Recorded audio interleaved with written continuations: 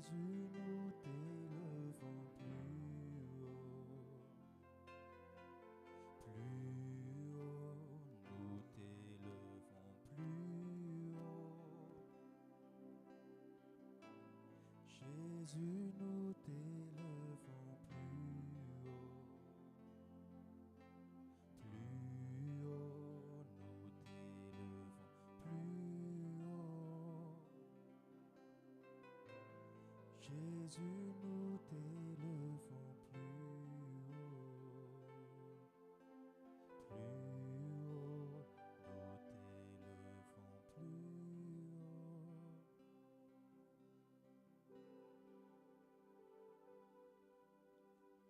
Gloire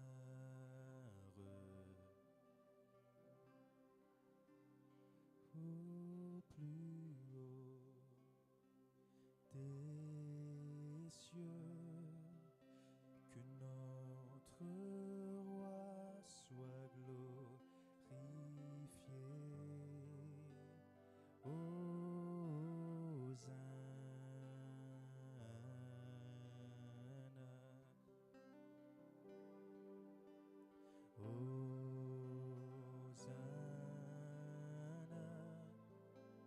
au plus haut des cieux, que notre roi soit glorifié.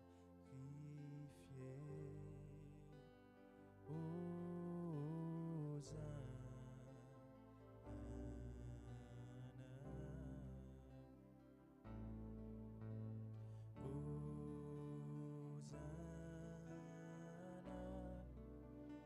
au plus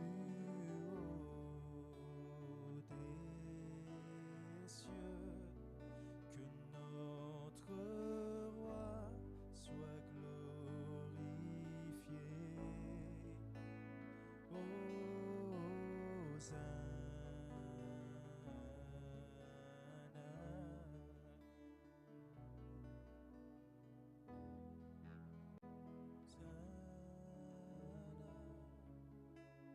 au plus haut des cieux, que notre roi soit glorifié. Hosanna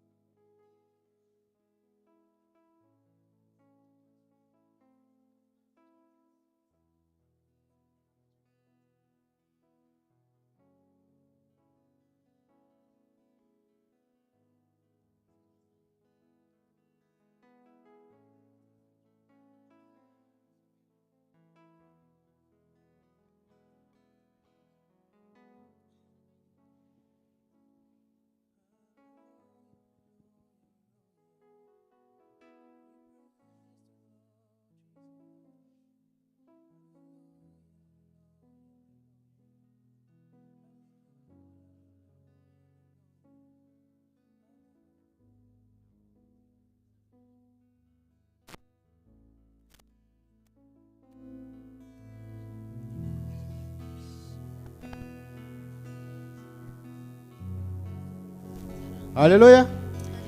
Alléluia. Et fal miarabatika tsara yaby a. Et miaraba ihany koa reto rahalasirana bafy tonga soa.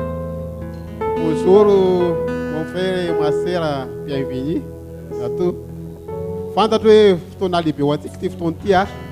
Dia faly miaraba antsika tsara ihany koa izay manaraka amin'ny vatana izao fotoana izao. Tompany hoe omba antsika.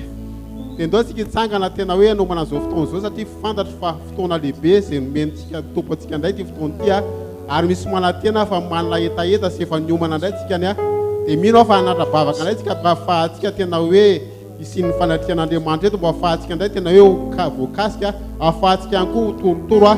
Dia ndao tsika hangataka amin'ny fanahy masin'Andriamanitra tena hoe ananantsika an'ilay fo madio a fo mankorakoraka mba ahafahan'ny tompo tena hoe mikasika antsika tsirairay. Raha eo mbola misaotra anao indray satria fantatray fa fotoana lehibe ty fotoana ity. Fantatray fa eto ny fahasoavanao ary fantatray fa efa manana ny drafitra areta indray ianao mba ahafahanao hitondra izao fotoana izao. Eto hoe Jesosy manala dia tena hoe manotro ny tenanay manontolo mba tena fanatitra velona sy masina ho anao ny tsirairay. Eto hoe Jesosy dia tena hoe mangataka amin'ny fanahy masinao tena ladio na tena tilalony tonay ny sainay ny vatanay manontolo. Tena mila anao zay Jesosy malala satria fantatray fa zao nora farana ahafahanao indray malatsaka ny fanahinao. Aroka ny fanahinao ane tena hikasika anay indray. Oka ny fanahinao tena norotorana indray. Aroka ny fanahinao hoe tena efa hikasika amin'ny foana. Oka ny fanahinao tena hoe omby zao fotoana zao ary tena hoe raha eto zay ka hideranao sy akalazanao dia ianao dia tena hoe Andriamanitra mitoetra ambonin'ny fiderana ianao. Eto ihany koa anao efa hikasika amin'ny mpanomponao zay tena tondra tenina somafalina savatry tompo malalo. Teniteny tsy hiverina aminao raha tsy efa hikasika ny tsirairay aby indray. Makasika Jesosy malala satria fantatray fa tena hoe fitiavana lehibe nomenao anay ary raha misy ny elaneran-tany Jesosy malala dia eto ianao tena hoe mba hampiray anay tsirairay aby indray Jesosy malala fantatray fa tena hoe fanahy iray indray nikasika izay toeran'izao. Fanahy iray tena hoe ahafahany tsirairay tena hoe hiaina amin'ny tena hoe fanatrianao tompo malalo. Misaotra Jesosy malala ary makasitraka ny amin'ny zavatra rehetra makasitraka izao fotoana izao zay. Anao ny tera anao ny voninahitra mandrakizay Jesosy malala. Alleluia amen. Ndao tsika tiaka mafy ho an'ny tompo ndao ka tena hideran'Andriamanitra. Alléluia. Misy vonina hideran'ny tompo ve eto androany? Amen. Ndao tsika hideran'ny tompo indray dia ataontsika ilay hira hoe mandrakizay a teo foana izy satria izy dia teo foana ho malitsy an'io ary mandrakizay. Amen. Izy ilay Andriamanitra matoky dia andao ataontsika izany izany androany.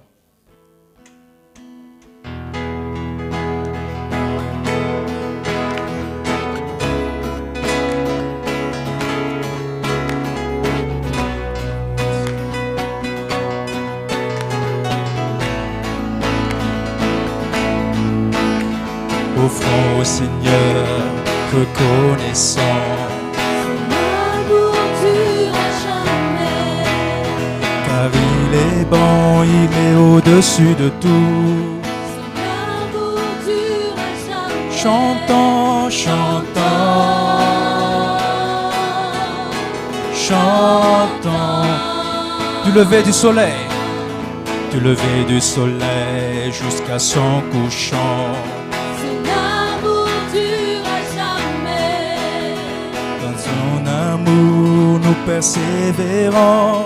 son amour dure jamais. Chantons, chantons, Alléluia. Chantons, Chantons, chantons, chantons. à jamais.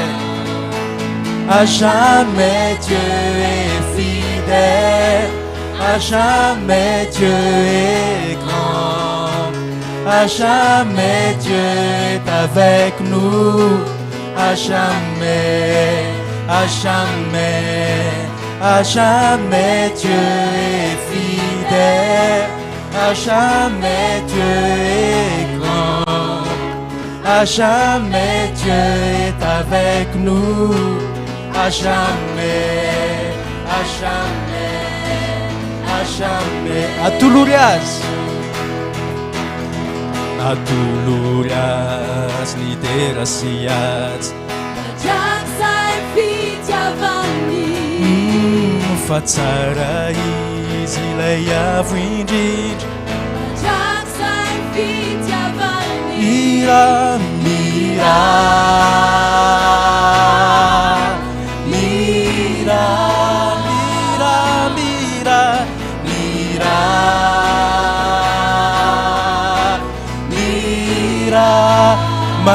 Mandraksai, mandraksai matuki fonis, mandraksai lebetu, mandraksai temumbatikis, mandraksai, mandraksai, mandraksai matuki fonis, mandraksai lebetu, mandraksai temumbatikis, mandraksai, mandraksai, mandraksai, mandraksai fitiavani, mandraksai fitiavani, mandrakizai, mandrakizai, mira, mira, asandrato izy androany, mira manaratra anao, alleluia, alleluia, mira mandraksai, mandraksai matoky fonis, mandraksai lebentu, mandraksai temumbatikis, mandraksai, mandraksai, mandraksai matuki fonis, mandraksai lebentu, mandraksai temumbatikis, mandraksai, mandraksai, mandraksai, mandraksai, mandraksai, mandraksai, mandrakizai, mandraksai, mandraksai, mandraksai.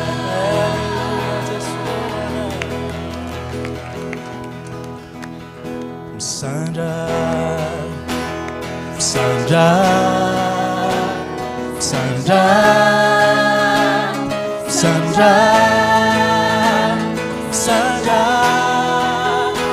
laisse-moi tuer et wambu fiderana, Sandra, ripanza, remasna, wirana, Sandra.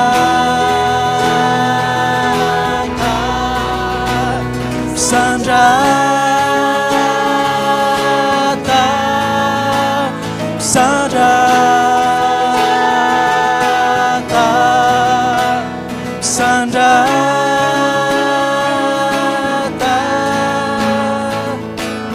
Safatirei,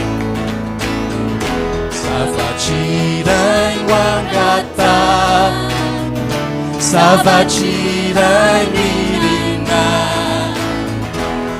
Aku kamina tupo vai ni fiainana, misandra tianao, misandra, sandra, sandra, sandra, sandra, laisse-moi tuer eu amor fiderana.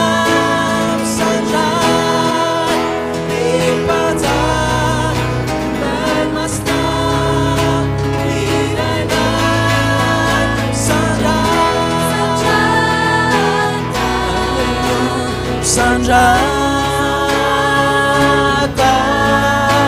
Sandrata, Sandrata. Safatirei, Safatirei wangata, Safatirei mirina.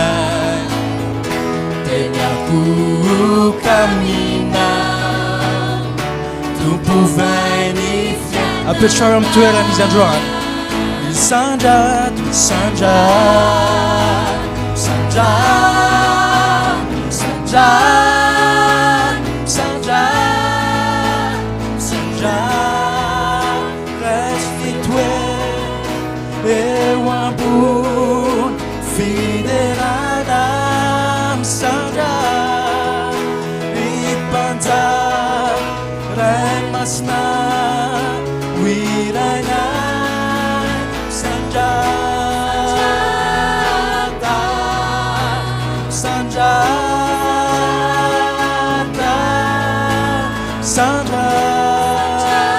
sanjata sanjata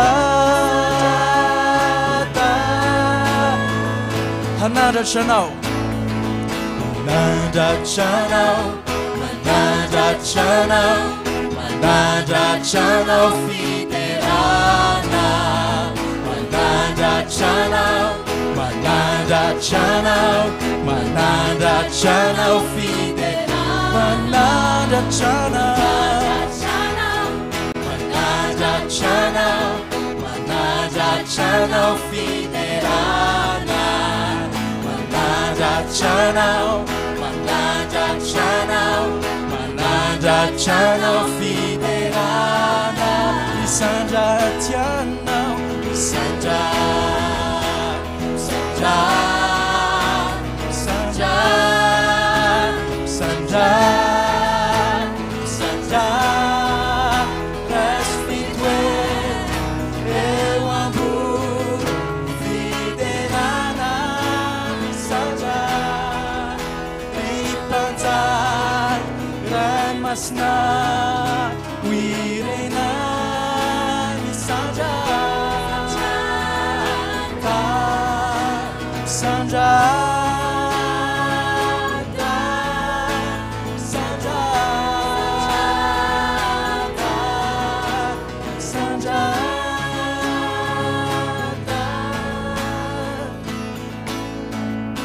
Alleluia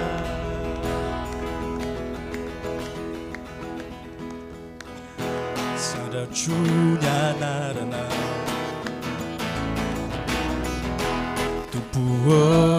Tupuoiraona Fianakuanzakana Tunganauba mundiai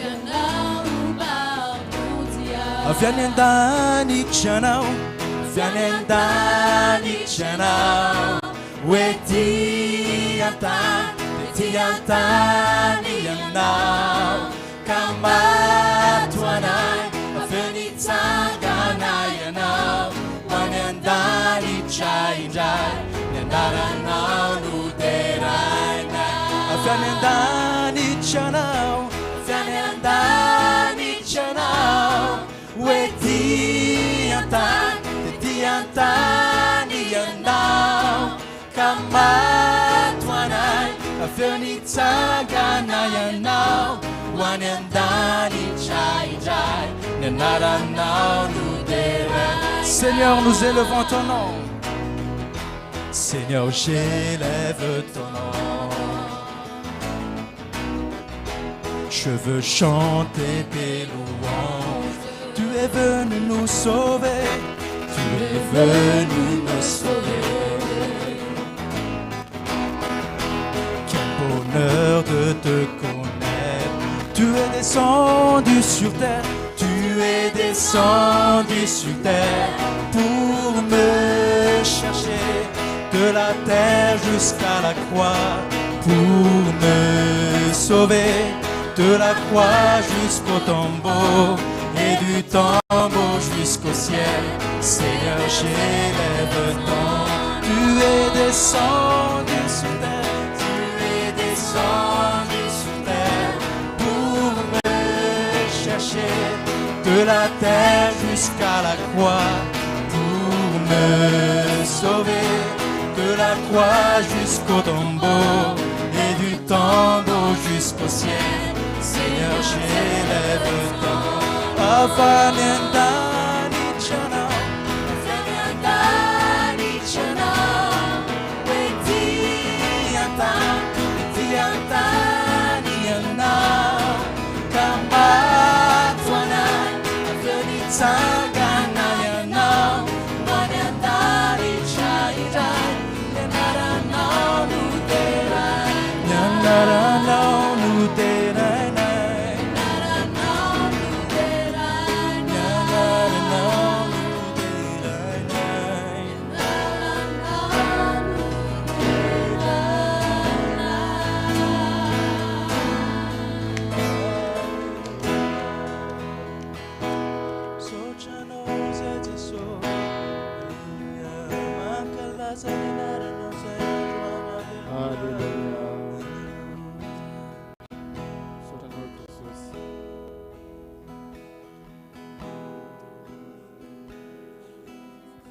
fahasoavana lehibe no namonjeny tompo atsika.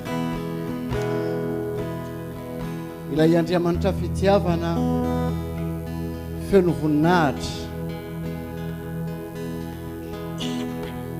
izay namorona atsika, nahita ny fahoriana izay niainatsika, ka noho ny fahasoavany, noho ny famorampony, noho ny fitiavany izay tsy takatra ny saina, tonga nidina teto ambony tany mitady ahy sy anao. Ilay itsika izay tena mpikomy, izay maditra, izay tena mendrika ho atao kitay, ho dorana ao anatin'ny afo be, fa noho ny fahasoavany tonga eto ambony tany mitady atsika, namonjy atsika, ary maty noho ny fahotako sy ny fahotanao, ary tsy mitakina inona na inona ho takalo avy amintsika, satria tsy manana na inona na inona itsika.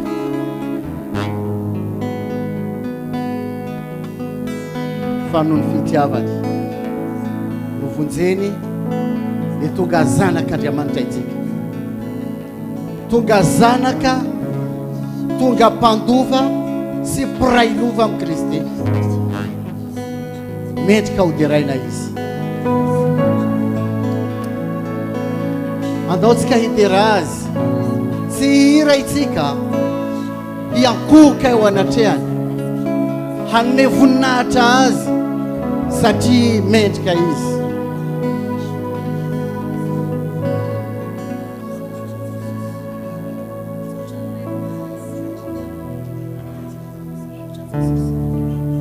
Alléluia, car tu es Dieu au-dessus de la terre.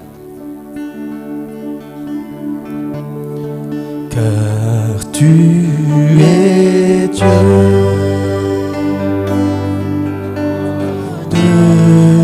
au-dessus de la terre,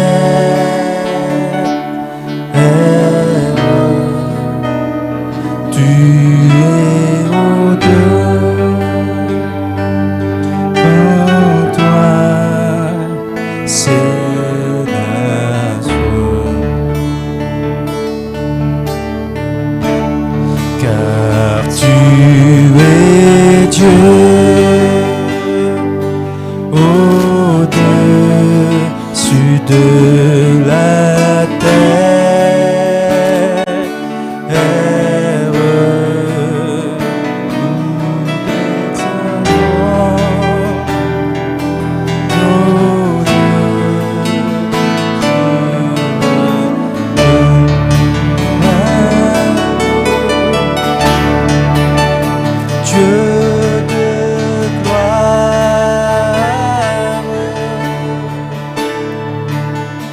Dieu de gloire,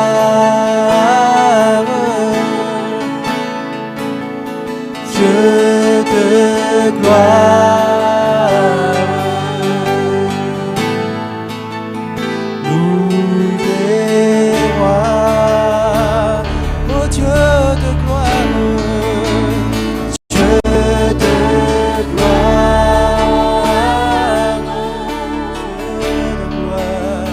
Dieu de gloire,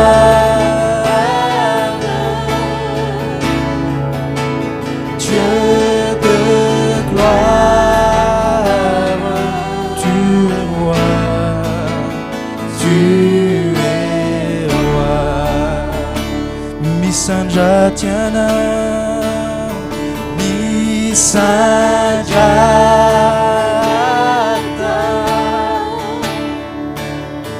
Misanjata,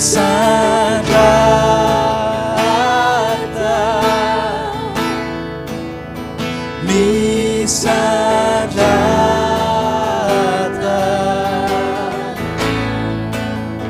tu Sanjatiana,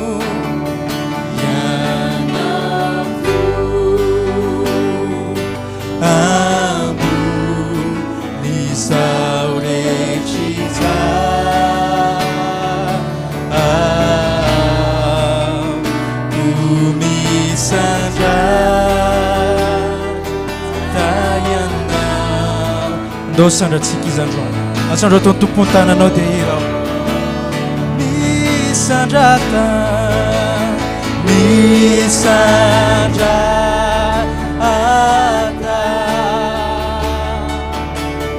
misandrata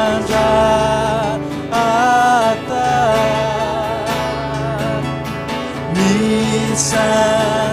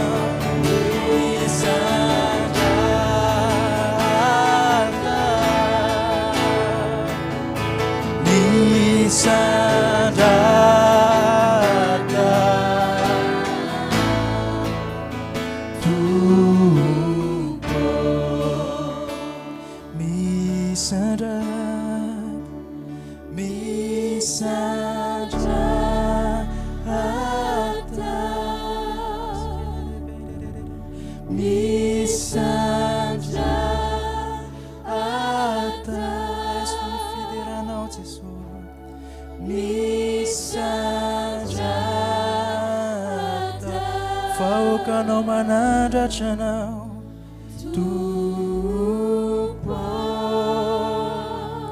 misandrata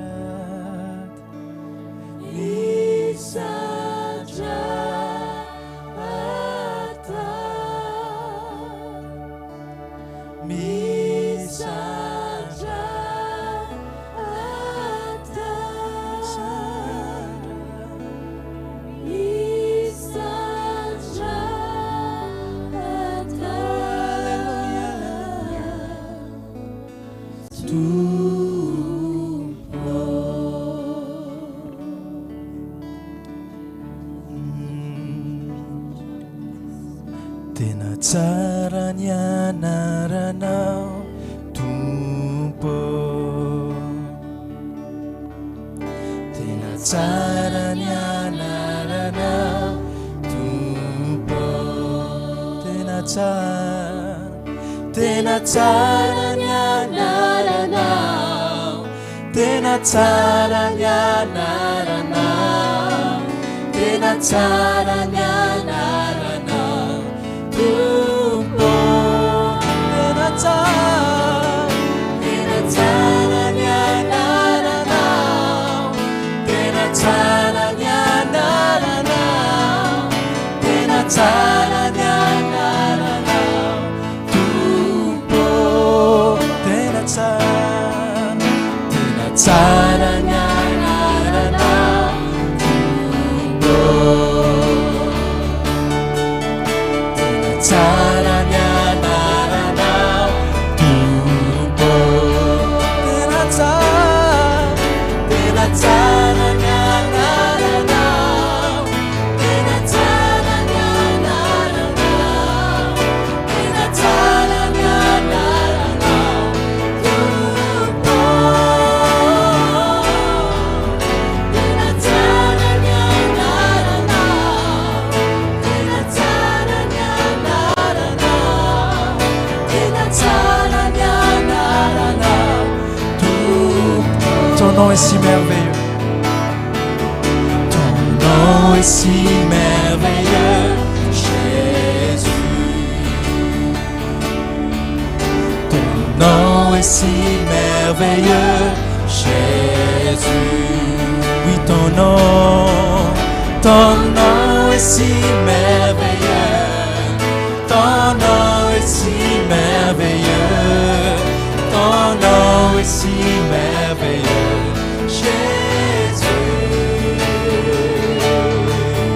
Ton nom est si merveilleux, ton nom est si merveilleux, ton nom est si merveilleux, Jésus. Ton nom est si glorieux. Ton nom est si glorieux, Jésus. Oui, ton nom est si glorieux, Jésus. Oui, ton nom est si glorieux, ton nom est si glorieux, ton nom est si glorieux, Jésus. Ton nom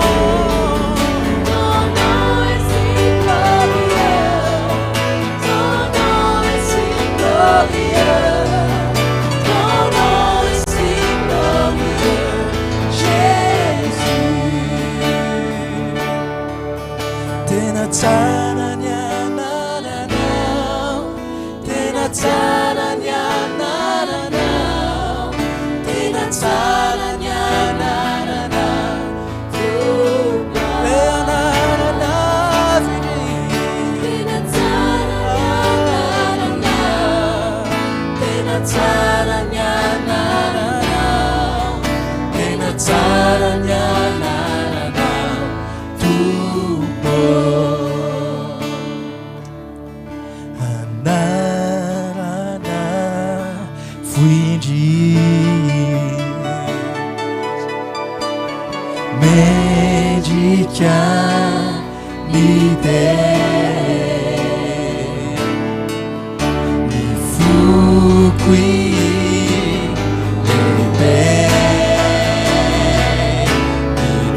Assangiato i Giovanni. oh alleluia, le anana fugi, anana fugi, A tutti c'è una notte la siate Gesù. magica idea, fu qui la leve,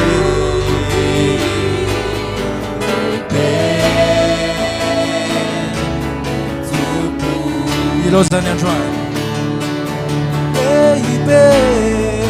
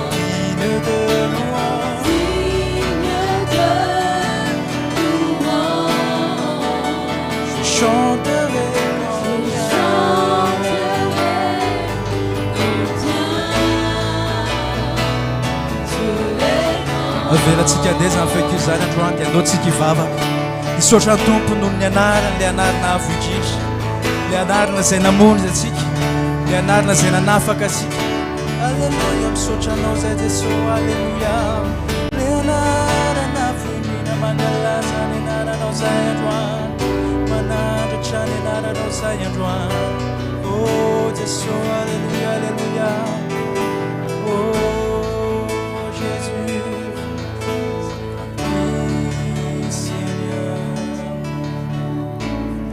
I sing praises to your name, oh Lord, praises to your name, oh Lord, your name is great, for your name is great, and your mercy in this place. I sing praises to your name. I sing praises to your name. Oh Lord, praises to your name.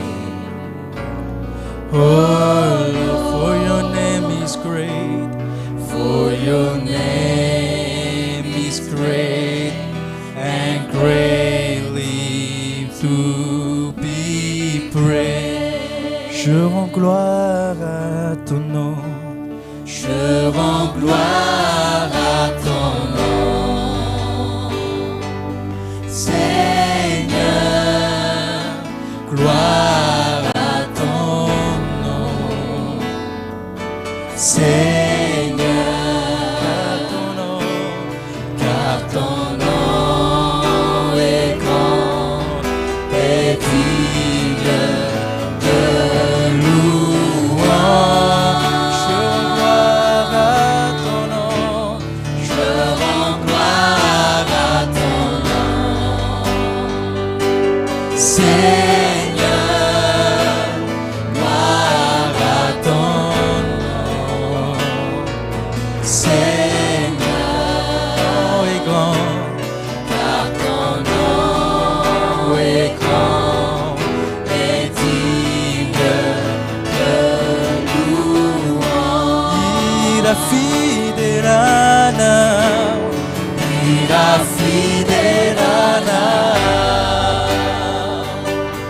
wana fidelana, wana fanyana temeni judera. Ira fidelana, Ira fidelana, wana fidelana, wana fanyana vemeji judera. Fanyana, fanyana, Vemeji judera. fanyana,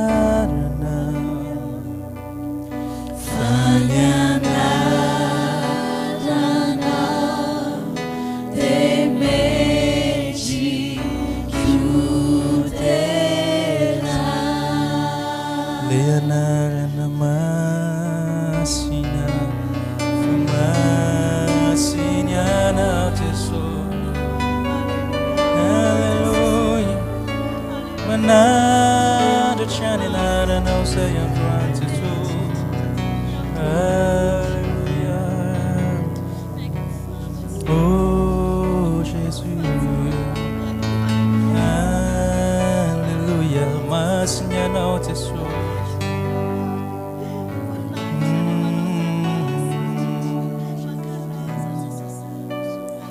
Sochano Tesoro.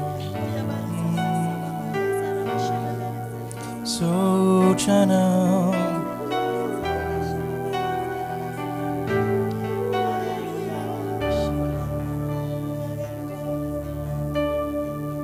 aorenony fiandrianana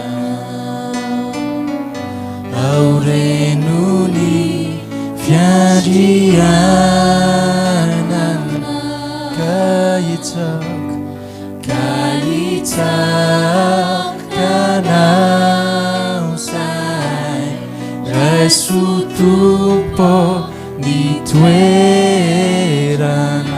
aorenony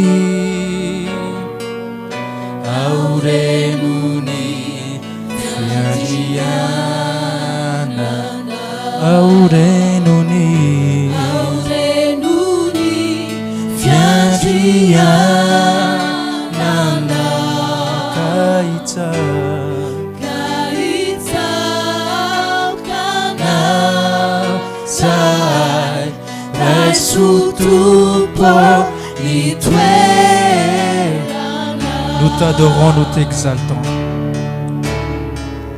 Nous t'adorons, nous t'exaltons. Viens établir ton trône éternel.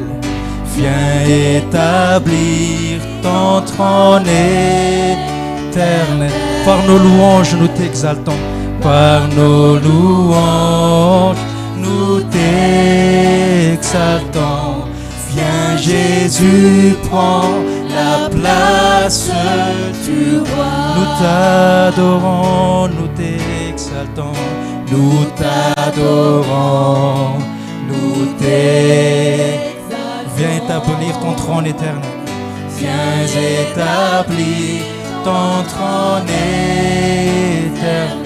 Par nos louanges, nous t'adorons. Par nos louanges, nous t'adorons. Viens Jésus, prends la place du roi. Oui, viens Jésus. Viens Jésus, prends la place du roi. Oui, viens Jésus. Viens Jésus, prends la place du roi. Alléluia. D'autres qui étaient comme ma foi en tout point. Saute le nom de Jésus.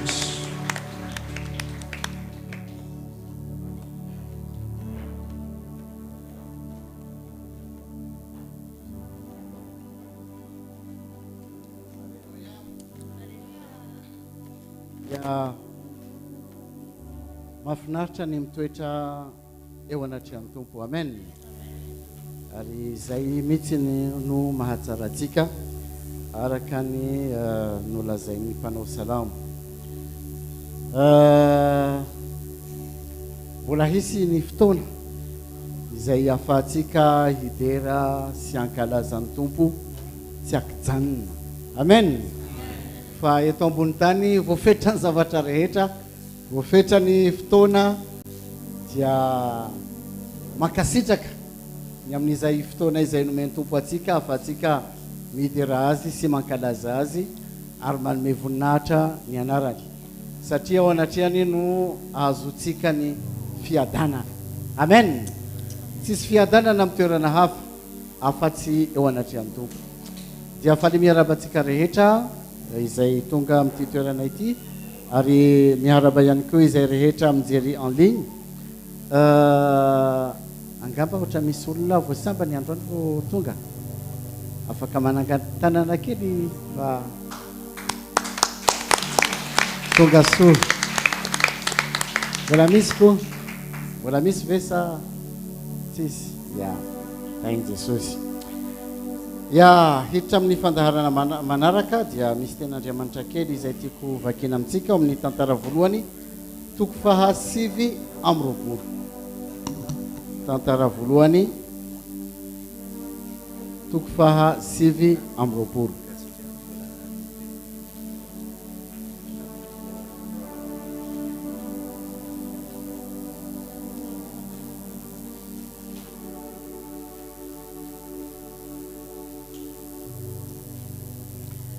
Dia hovakitsika manomboka amin'ny andiny faha 1 ambin'ny folo. tantara voalohany toko fahasivy amby roapolo ka ovakitsika manomboka amin'ny andiny faraka amby folo. Manomboka amin'ny andiny faraka amby folo azafady. Faraka amby folo. 1 Chronique 29 à partir du verset 11. Zao ny voasoratra. Anao Jehovah ny fahalebiazana sy ny hery sy ny voninahitra sy ny famirapiratana ary ny fiandianana. Dia izay rehetra any an-danitra sy ety an-tany, anao ny fanjakana Jehovah ary anao ny fisandratana voalohany ambonin'izy rehetra. Avy aminao ny harena sy ny voninahitra ary anao no manjaka amin'izao rehetra izao. Eo an-tananao ny hery sy ny tanjaka, ka eo an-tananao koa ny mampalehibe sy mampatanjaka izao rehetra izao. Koa ankehitriny misaotra anao izahay, ry Andriamanitro, sy midera ny anaranao be voninahitra. Fa zinona moa aho ary zinona moa ny oloko no azonay hery hanatitra toy izao. Fa avy aminao ny zavatra rehetra ary avy aminao ihany no nanomezanay anao. Fa vahiny sy mpivahiny hatramin'ny 7. Ny zavatra rehetra nanantsika, na ny hery, na ny tanjaka, na ny fofinaina, dia avy amin'Andriamanitra. Tonga teto ambony tany tsy mitondra na inona, ary hiala teto ambony tany tsy hitondra na inona. Fa raha manana zavatra itsika dia noho ny fahasoavan'Andriamanitra, ary izy no manome. Koa inona no azontsika omena an'Andriamanitra ho fanehoana fankasitrahana sy fanambarana fisaorana ny amin'ny fahasoavany, ny amin'ny famirampony, ny amin'ny fitahiny, sy voatanisany zavatra raisitsika avy aminy. Andriamanitra tsy mila vola, azy ny tany sy ny lanitra sy ny zavatra rehetra ao aminy. Tsy mila na inona izy, ampy izy, ampy ananany ny zavatra rehetra. Nefa noho ny fahasoavany dia manome atsika fahafana mba hahafahantsika handray anjara amin'ny fampandrosoana ny fanjakany eto an-tany. Amen. Koa noho izany tonga ny fotoana izay ahafahantsika maneho izay fitiavantsika an'Andriamanitra sy fitiavantsika ny fanjakan'Andriamanitra sy ny fampandrosoana ny asany. Maneho fankasitrahana itsika amin'ny alalan'ny vavaka, amin'ny alalan'ny fiderana sy fiankohofana. Fa Andriamanitra manome atsika fahafana ihany koa haneho fankasitrahana amin'ny alalan'ny fanatitra arabola araka ny fahasoavana izay nomeny atsika. Koa andeha itsika hitsangana androso hitondrany izay efa nomanitsika ny amin'izany.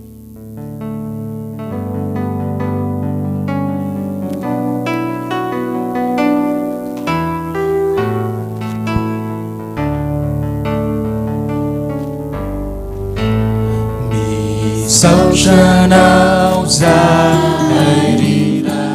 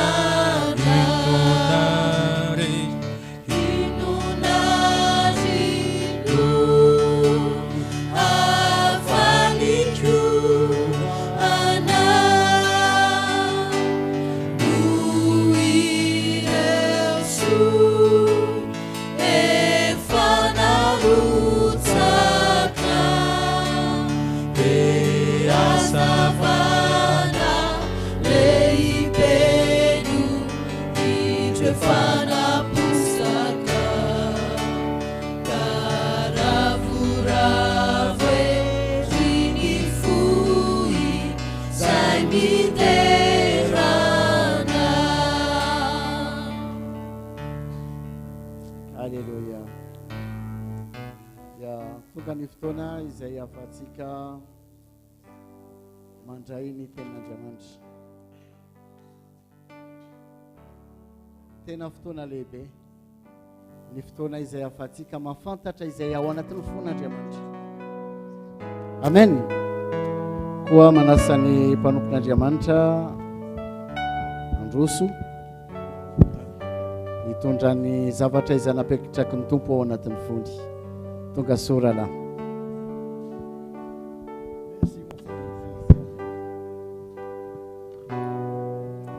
Bien, bonjour mes frères et sœurs. Miarabantsika rehetra indray ry ralasianabavy a. C'est une joie de se retrouver encore ensemble ce matin. Dia mbola fifaliana ihany any miaraka eto amin'ity maraintsy. Est-ce qu'on s'est accueilli chaleureusement ce matin dans la maison du Seigneur? Tena mifandray tsara ve tsika mifampiaraba tsara ve tsika tato anatin'ny tranon'Andriamanitra tamin'ity maraintsy? Je veux vous inviter de le faire. Ary manasa anareo mba hanao an'izany. Est-ce qu'on peut serrer bien fort la main de son frère, de sa sœur auprès de lui? Afaka mandray mafy ny tanany faites-le tena petit fihiny votre tsara ny cœur. tanany raha tsara ny eo akaikinao ny rahalanao ny anabavinao a. Accueillons-nous les uns les autres. Andao dans tsika la mba maison de Dieu. hifampiaraba e.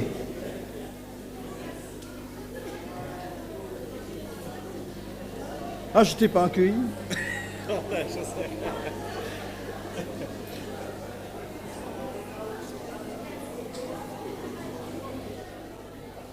Alléluia. Alléluia. Ah.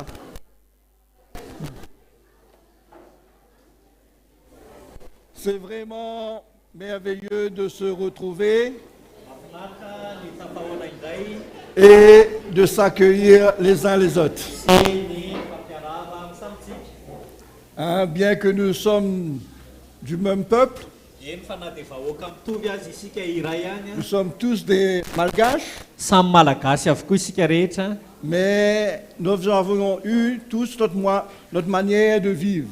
Dia isika rehetra nefa nahoana samy manana ny fomba fiainantsika. Je suis sûr qu'on ne se connaissait pas avant. Azo antoka fa tsy mifankafantatra isika tany aloha. Peut-être que nous habitions dans le quartier à côté, Mety hoe fanakaiky ny quartier misy atsika mais on ne se connaissait pas. fa tsy mifankafantatritsika. Et nous voyons la grandeur de la grâce de Dieu Fa hitatsika nefa ny alehibean'ny fahasoavan'Andriamanitra qui s'est révélée à nous izay niseho tamintsika et nous a unis ensemble par l'évangile, ary nampiray atsika tamin'ny par la filazantsara croix de Christ, noho ny hazo fijalian'i Kristy pour que nous puissions former sa famille. ahafahantsika ho tonga ankohonana iray. C'est pourquoi, Ankohonany. c'est pourquoi c'est merveilleux de se retrouver dans la famille de Dieu. Azay mahatonga hoe mahafinaritra no miara-monina ao anatin'ny ankohonan'Andriamanitra. Hein, où nous partageons tout, Azay ahafahantsika mifampizarany zavatra rehetra, nos joies, ny fifaliana, nos peines ny tepitepitsika et nos fardeaux. sy ny vesatra izay Amen. entintsika. Amen. Et dans notre cœur, nous sommes sensibles aux uns aux autres. Ary ao anatin'ny fotsika isika dia voakasika ny amin'ny rahalasy anabavintsika Parce que nous sommes des frères et sœurs satria mpirahalasy mpiravavy isika et nous sommes tous nés de Dieu. ary naterak'Andriamanitra avokoa isika rehetra. Hein? Jésus dit, Izao no lazain'i Jesosy, je prie Père vavaka ao ray pour qu'il soit un comme nous sommes un. mba iray izy tahaka ay aza iray aminao ihany koa, Pour que nos cœurs puissent vraiment être unis ensemble. mba ahafahan'ny fotsika zany ho tafahombona. C'est pourquoi c'est merveilleux de se retrouver dans la maison de Dieu. Zany no antony mahafinaritra tafahoana ao anatin'ny tranon'Andriamanitra. Il y a un océan qui nous sépare, Tsy misy mampisaraka atsika, mais dans nos cœurs, nous sommes unis ensemble. fa ao anatin'ny fotsika kosa isika tena iray. Et dans nos cœurs, nous prions les uns pour les autres. Ary ao anatin'ny fotsika isika dia mifampivavaka ho an'ny tsiraray avy, Nous faisons partie de la famille de Dieu. satria samy ankonan'Andriamanitra avokoa isika rehetra. Hein, nous faisons tous partie de la famille de Dieu. Samy ao anatin'ny ankonan'Andriamanitra avokoa isika rehetra. C'est pourquoi ce matin, Zany no antony amin'ity maraintsy je suis content. tena faly aho, Je suis content de me retrouver au milieu de vous tena faly aho tonga eto anivonareo pour nous encourager. ahafahantsika mifampahery. Amen. Pour Amen. nous encourager de la part du Seigneur. Mifampahery avy amin'ny alalan'ny tompo. Et ce matin, mon encouragement pour chacun de nous, Ary amin'ity maraintsy mifampaherezako antsika tsiraray avy, combien nous avons besoin de considérer la grâce de Dieu, hoe toy ny ahoana tokoa no tokony hanomezantsika lanjany zany fahasoavan'Andriamanitra izany, parce qu'il nous aime, satria tia antsika izy il veut prendre soin de nous. ary tia hikarakara sy hitsinjo antsika izy. Il veut prendre soin de nous entièrement. Tia hikarakara antsika tanteraka izy. C'est pourquoi nous tous, Izay no antony isika rehetra nous ne savons pas ce que demain peut enfanter. tsy fantatsika izay ateraky ny ampitso a.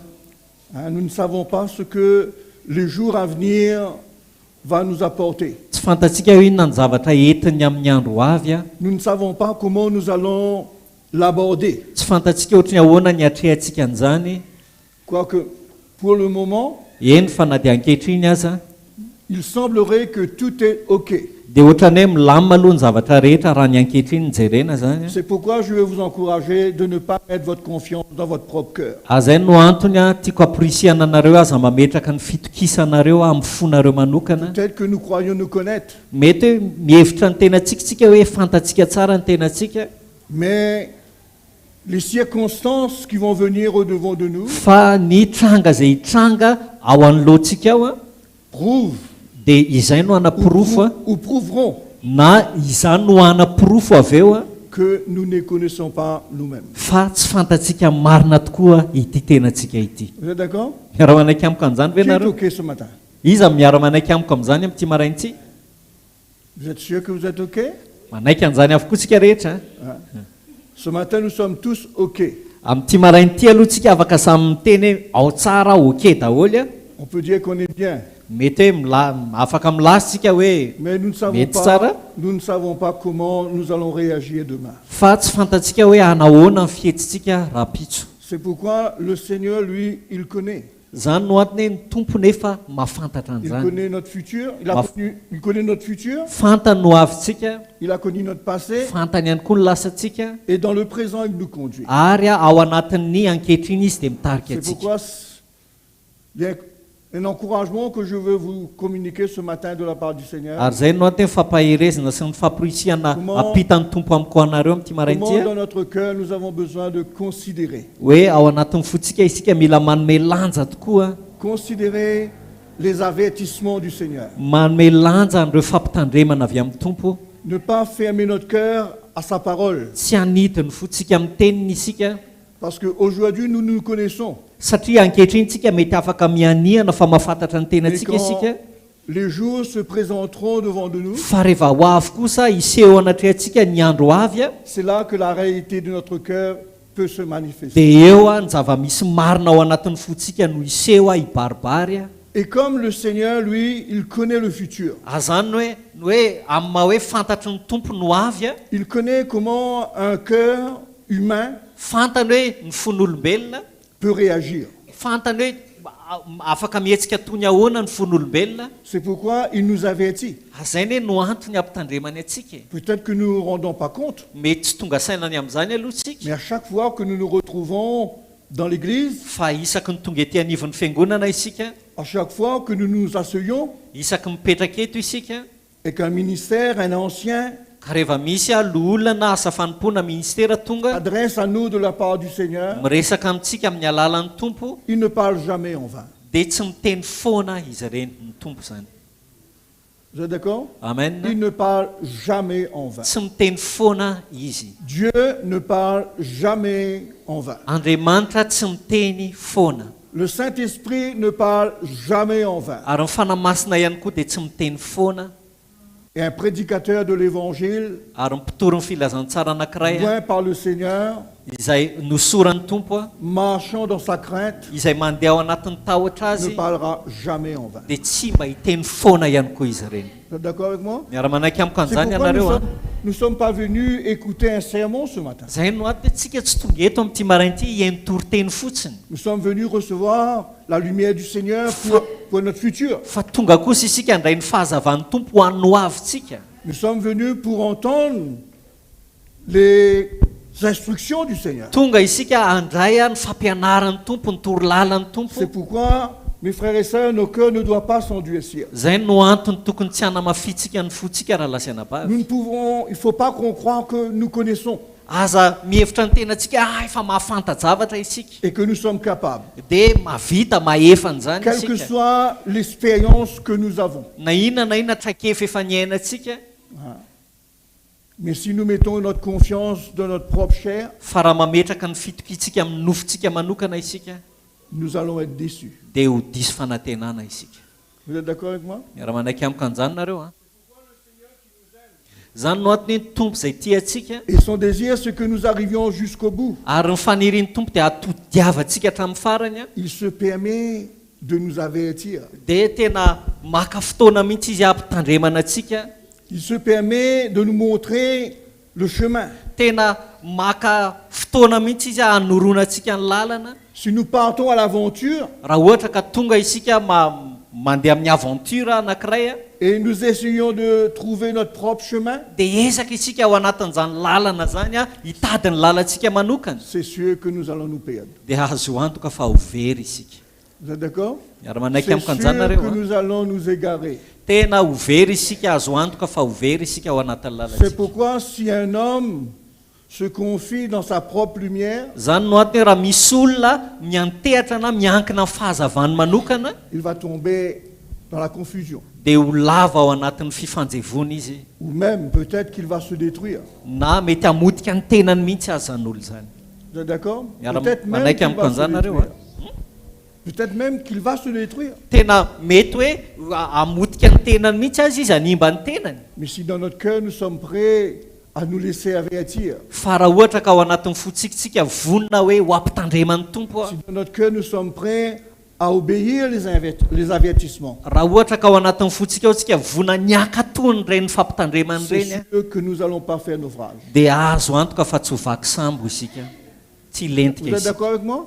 Miara-manaiky C'est amiko sûr amin'izany que nareo nous a. n'allons pas faire naufrage et que nous n'allons pas nous perdre. Azo antoka fa tsy lentika isika ary a tsy ho very isika. Quand on nous avertit, qu'est-ce qu'on fait? Rehefa ampitandremantsika dia inona kay ny fihetsika tokony ataontsika hananatsika? Quand nous recevons un avertissement, Rehefa mandray fampitandremana isika, qu'est-ce que nous faisons? dia inona no ataontsika? Qu'est-ce que vous faites, vous, quand quelqu'un vous avertit quelque chose? Inona no ataonareo rehefa misy olona anankiray mampitandrina anareo ny amin'ny zavatra anankiray? Allez, dis-moi. Ah, Mbala zao e, mba ndao mba hiresaka e. quand on nous avertit, Rehefa ampitandremana isika, qu'est-ce que vous faites? dia inona ny fihetsikareo? Inona ny ataonareo?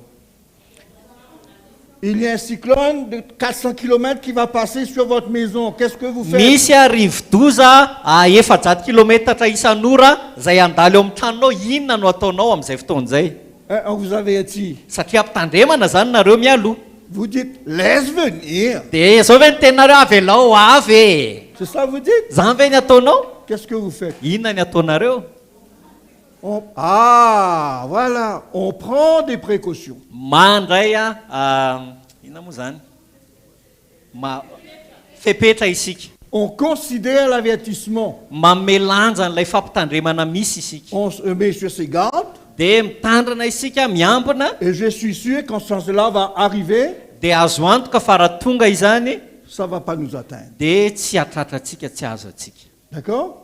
Ao a? Parce qu'on s'est laissé avertir. Satria nanaiky fampitandremana isika. On a pris au sérieux l'avertissement. Nandray ampamatorana n'ilay fampitandremana isika. On a réalisé l'ampleur du danger. tonga saina isika ny amin'ny alehibe an'ilay a loza mitranga Parce que celui qui nous avertit, satria izy no nampitandrina atsika c'est celui qui a déjà expérimenté la chose. dia lay olona izay nampitandrina atsika dia efa niaina n'ilay zavatra ny C'est tranga quelqu'un qui a été éclairé. olona izay efa nazava tany aloha C'est pourquoi, mes frères et sœurs, un avertissement de la part de Dieu zany no antony raha lasy anabavy amin'ny fampitandremana avy amin'ny tompo a n'est jamais anodin.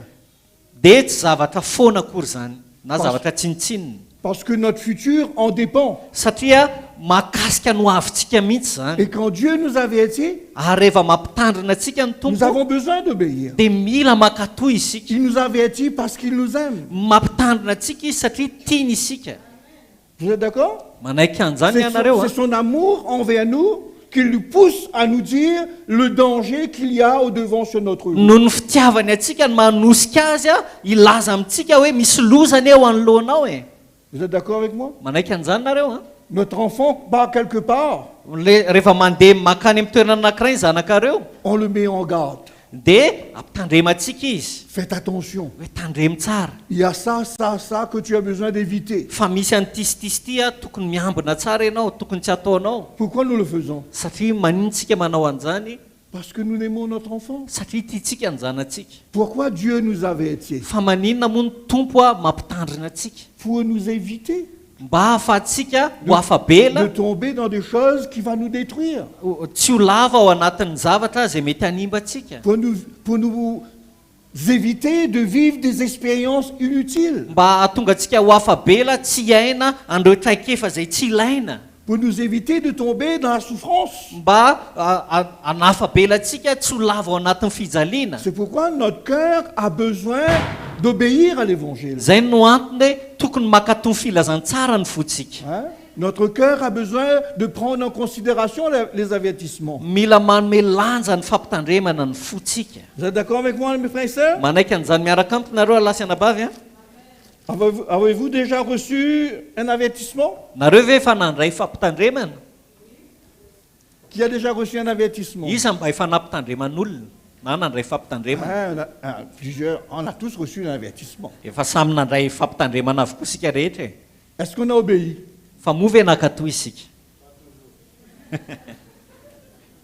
Une chose est sûre, celui qui a obéi zavatra ray azo antoka izay nakatoy kosa a tiré bénéfice de l'avertissement. dia goka tombony a tamin'izay Et fampitandremana celui zay qui n'a pas obéi fa zay tsy nakatoy kosa a subi dia niaran'ny les conséquences. niaran'ny vokadratsiny C'est pourquoi notre obéissance, zany no antony hoe ny fankatoavantsika quand on obéit, rehefa makatoy isika ça concourt à notre bien et à notre paix. dia miara-miasa asoatsika zany a soan'ny fiadanantsika Quand nous désobéissons, fa rehefa tsy makatoy isika ça produit en nous des conséquences de souffrance. dia miteraka vokadratsina fijaliana ao anatsika C'est ihany koa pourquoi le zany Seigneur ne désire pas que nous souffrons. zay no antony hoe tsy fanirian'ny tompo mihitsy ny ijalitsika Il désire que nous soyons dans la paix et dans le repos. fa ny zavatra iriny a dia ao anatin'ny fiadanana sy ny fitsarana Et izy même s'il nous avertit des souffrances, eny fa na dia mampitandrina atsika ny amin'ny fijaliana ho avy azy izy eh bien cet avertissement, quand je traverse par la souffrance, dia azo antoka fa iny fampitandremana iny rehefa amakivaky an'ilay fijaliana aho j'ai la paix dans mon cœur. dia misy fiadanana ao am-poko Je sais, c'est le chemin par lequel je dois traverser. fantatra fa tsy maintsy a lalovaka io lalana io a Hein? C'est pourquoi j'aimerais lire avec vous dans l'Évangile quelques paroles pour nous exhorter. zay no antona tia maky andalina vitsivitsy ao amin'ny filazantsara aho a entoko ampaherezana anareo a Et à considérer. sy entinareo hanomezanareo lanja zany a ahafahanareo manome lanja Allons lire dans la Genèse, ndovaka itsika ao amin'ny genesisy le chapitre 4. toko faefatra Allons prendre le verset 1er. dia andao raisitsika ny andininy voalohany Adam connut Ève, sa femme. ary adama nahalala ny eva vadiny Elle conçut et enfanta Caïn. dia nanananakevaka niteraka ny kaina Et elle dit, roa izy j'ai formé un homme avec l'aide de l'Éternel. efa nahazo zazalahy tamin'ny jehovah aho Elle enfanta encore son frère, ary niteraka ny abela ralany koa izy Abel. i abela zany a Abel fut berger et Caïn fut laboureur. ary abela dia mpiandrondry fa kaina kosa dia mpiasa tany Au bout de quelque temps, Ary rehefa afaka elaela Caïn fit à l'Éternel une offrande des fruits de la terre. dia nitondrany kaina ny vokatry ny tany ho fanatitra ho an'i Jehova. Abel, de son côté, en fit une offrande de son premier-né de son troupeau Fa nitondrany Abela kosa ny voalohateraky ny ondriny a dia izay matavy et de leur graisse. dia izay matavy. L'Éternel porta un regard favorable sur Abel et sur son offrande, Ary Jehova nakasitraka ny Abela mba amin'ny fanatiny, mais il porta un regard, fa kaina mba amin'ny fanatiny kosa, mais il ne porta pas un regard favorable sur Caïn et sur son offrande. fa kaina mba amin'ny fanatiny kosa dia tsy mba nakasitrahany. Hein? Caïn fut très irrité et son visage fut abattu. Dia tezitra indrindra kaina sady nanjombona ny tarehiny. Hein, il nous dit que deux frères porta une offrande. Raha mpirahalahy ozy izy a zay a samy mitondra ny fanatiny. Hein? Un a fait une offrande de la terre Ny anankiray avy amin'ny vokatry ny taniny a, et l'autre a fait une offrande de son troupeau. dia ny anankiray kosa avy amin'ny voalohateraky ny ondriny. Et les deux Fa izy roa voulaient offrir quelque chose au Seigneur. dia samy te hanolotra zavatra ho an'Andriamanitra. Hein, les deux, Izy roa izy mirahalahy zany ils voulaient tous les deux remercier le Seigneur. te akasitraka ny tompo izy mirahalahy. Mais il nous dit que le Seigneur a approuvé un et a rejeté l'autre. Fa ozy izy ny tenin'Andriamanitra hoe ny ray nakasitrahany tompo a fa ny ray kosa tsy nakasitrahany. Qui a approuvé? Iza no nakatoaviny Qui a rejeté? dia iza ny laviny. C'est le Seigneur. Ny tompo a nanao an'izany a. Mais il nous dit que Caïn fut abattu et hérité.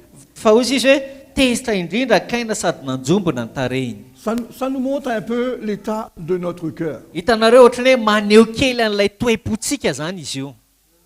Manaiky an'izany nareo a? Ça montre un peu l'état de notre cœur. Maneho a ny toepontsika izany. Souvent, nous sommes là ensemble Matetika isika miaraka eto ihany a, et nous voyons quelqu'un avancer mahita olona anankiray izay mandroso isika, et quelqu'un qui n'avance pas. fa ny anankiray kosa tsy dia mandroso. Mais qu'est-ce qui fait avancer? Fa iza nefa no mampandroso an'ilay olona? Qui fait avancer les choses? Iza no mampandroso an'ny zavatra rehetra? Est-ce moi Za ve? ou toi? Sa ianao ve? C'est le Seigneur qui fait avancer les Fa choses. ny tompo no mampandroso ny zavatra Et le rehetra. Seigneur fait avancer les choses selon l'état de notre cœur. Ary a ny tompo dia mampandroso zavatra anankiray miankina amin'ny toepontsika. Vous êtes d'accord? Manaiky an'izany nareo a? On ne va pas rentrer dans les détails. Tsy hitra amin'ny atsipiriana isika. Mais il nous dit qu'il y a une offrande qui est agréable au Seigneur. Fa ny zavatra lazaina eto fotsiny dia hoe nisy fanatitra kosa Et zay cette nankasitrahan'ny offrande qui tompo. était agréable au Seigneur, Ary io fanatitra zay nankasitrahan'ny tompo io a, certainement c'était une offrande qui était conforme au dia cœur de Dieu. azo antoka fa fanatitra zay mifanaraka tamin'ny asan'Andriamanitra. Et l'autre qui lui a été donné, Fa ny anankiray kosa zay nanome a, ce n'était pas une offrande selon son cœur. dia tsy fanatitra mifanaraka tamin'ny fony. Et Dieu n'a pas agréé. Dia tsy nakatoavin'Andriamanitra izany. Et il nous dit que Caïn fut abattu à cause de cela. Dia ozy izy hoe nanjombona tezitra indrindra kaina vokatra zany. Quand il fut abattu, il ne s'est pas adressé à Dieu. Rehefa tezitra izy a dia tsy Andriamanitra no nresahany, Il n'a pas posé à Dieu la question pourquoi. tsy Andriamanitra no nametrahany fanontaniana hoe Mais- tompo inona no antony. Mais dans son cœur, il a eu de la jalousie. Fa tao anatin'ny fony a nisy fialonana ny tsiry. Vous êtes d'accord? Dans Avec son un cœur, hein? il a eu de la jalousie. Nisy fialonana teraka tao am-pony. Et cette jalousie qui est venue dans son cœur Ary io fialonana zay tonga tao am-pony io a, allait l'emmener loin. dia hitarika azy lavitra io. Allait l'emmener loin. Hitarika azy lavitra io. Mais le Seigneur, voyant l'état de son cœur, Fa ny tompo anefa rehefa nahita ny toepony a, Dieu voyant ce qui allait se passer dans son cœur, rehefa hita an'Andriamanitra hoe inona ny zavatra hitranga ao am-ponyty olo ty, le Seigneur vient vers lui. dia nanatona azy ny tompo. Le Seigneur ne veut pas laisser l'état de son cœur l'entraîner à vivre des choses qu'il aura à supporter les conséquences. Tsy tiany tompo zany izy a hiatrika an'izay toepony zay na ho tarihan'izay toepony zay ka hiaina ny voka-dratsiny iny toepony iny izy ao aorianao. Vous me suivez? Arakareo tsara hein? C'est pourquoi, frères et sœurs, chacun a besoin d'éprouver son cœur. Zay no antony hoe tokony samy zasy mandinika ny foniny tsiraray.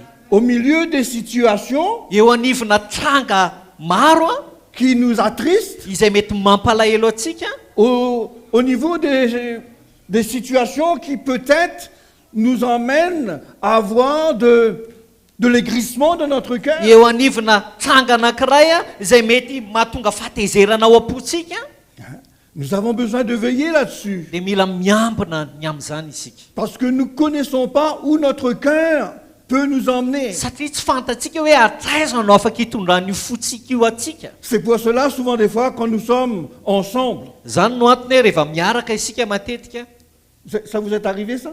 efa mba nanjoanareo ihany koa ve zany? Et ça vous arrive? Efa nanjoanareo, nahazo anareo ve zany? Être quelque part, être ensemble dans une communion Hoe rehefa ao anatina fiombonana miaraka, et de ne pas se sentir dans la liberté. dia ohatrany hoe matsapa zany tsika fa tsy malalaka, tsy ao anatin'ny fahafahana. Est-ce que ça vous est arrivé Mba efa nahazo anareo ve zavatra ohatr' zany? qu'on ne se sent pas à sa place? Hoe ohatrany hoe tsy eo amin'ny toeranao zany ianao. Hein? Moi, je vais vous dire une chose, les frères, c'est pas autour. Za milaza aminareo raha lasianabava fa tsy le raha lasianabava fa tsy ny manodidina C'est akory. pas les choses qui sont autour qui est le problème. Tsy ilay manodidina eo zany na ny zavatra manodidina eo ny olana, Le problème, c'est mon état. fa ny tena olana dia ny toe-poko. Vous êtes d'accord? Manaiky an'izany nareo a, C'est ce qui se passe dans mon cœur. ny zavatra mitranga ao anatin'ny foko. Dieu a agréé celle d'Abel Ny tompo a dia nakasitraka ny an'ny Abela, et la sienne n'a été pas agréée. fa ny Kaina kosa dia tsy nakatoavany. Et tout d'un coup, son cœur se lève contre son frère. Dia tampotampoka eo a dia tezitra tamin'ny rahalahy ny fony. Vous comprenez ce que je suis en train de dire là? Azonareo hoe le zavatra tiako atongavana? Son frère était en paix avec lui. Ny rahalahy tsy nananady aminy. Vous êtes d'accord? Azonareo? Ils étaient là, ils étaient en paix. Fa niaraka teo izy amin'ny rahalahy, niavana izy amin'ny rahalahy.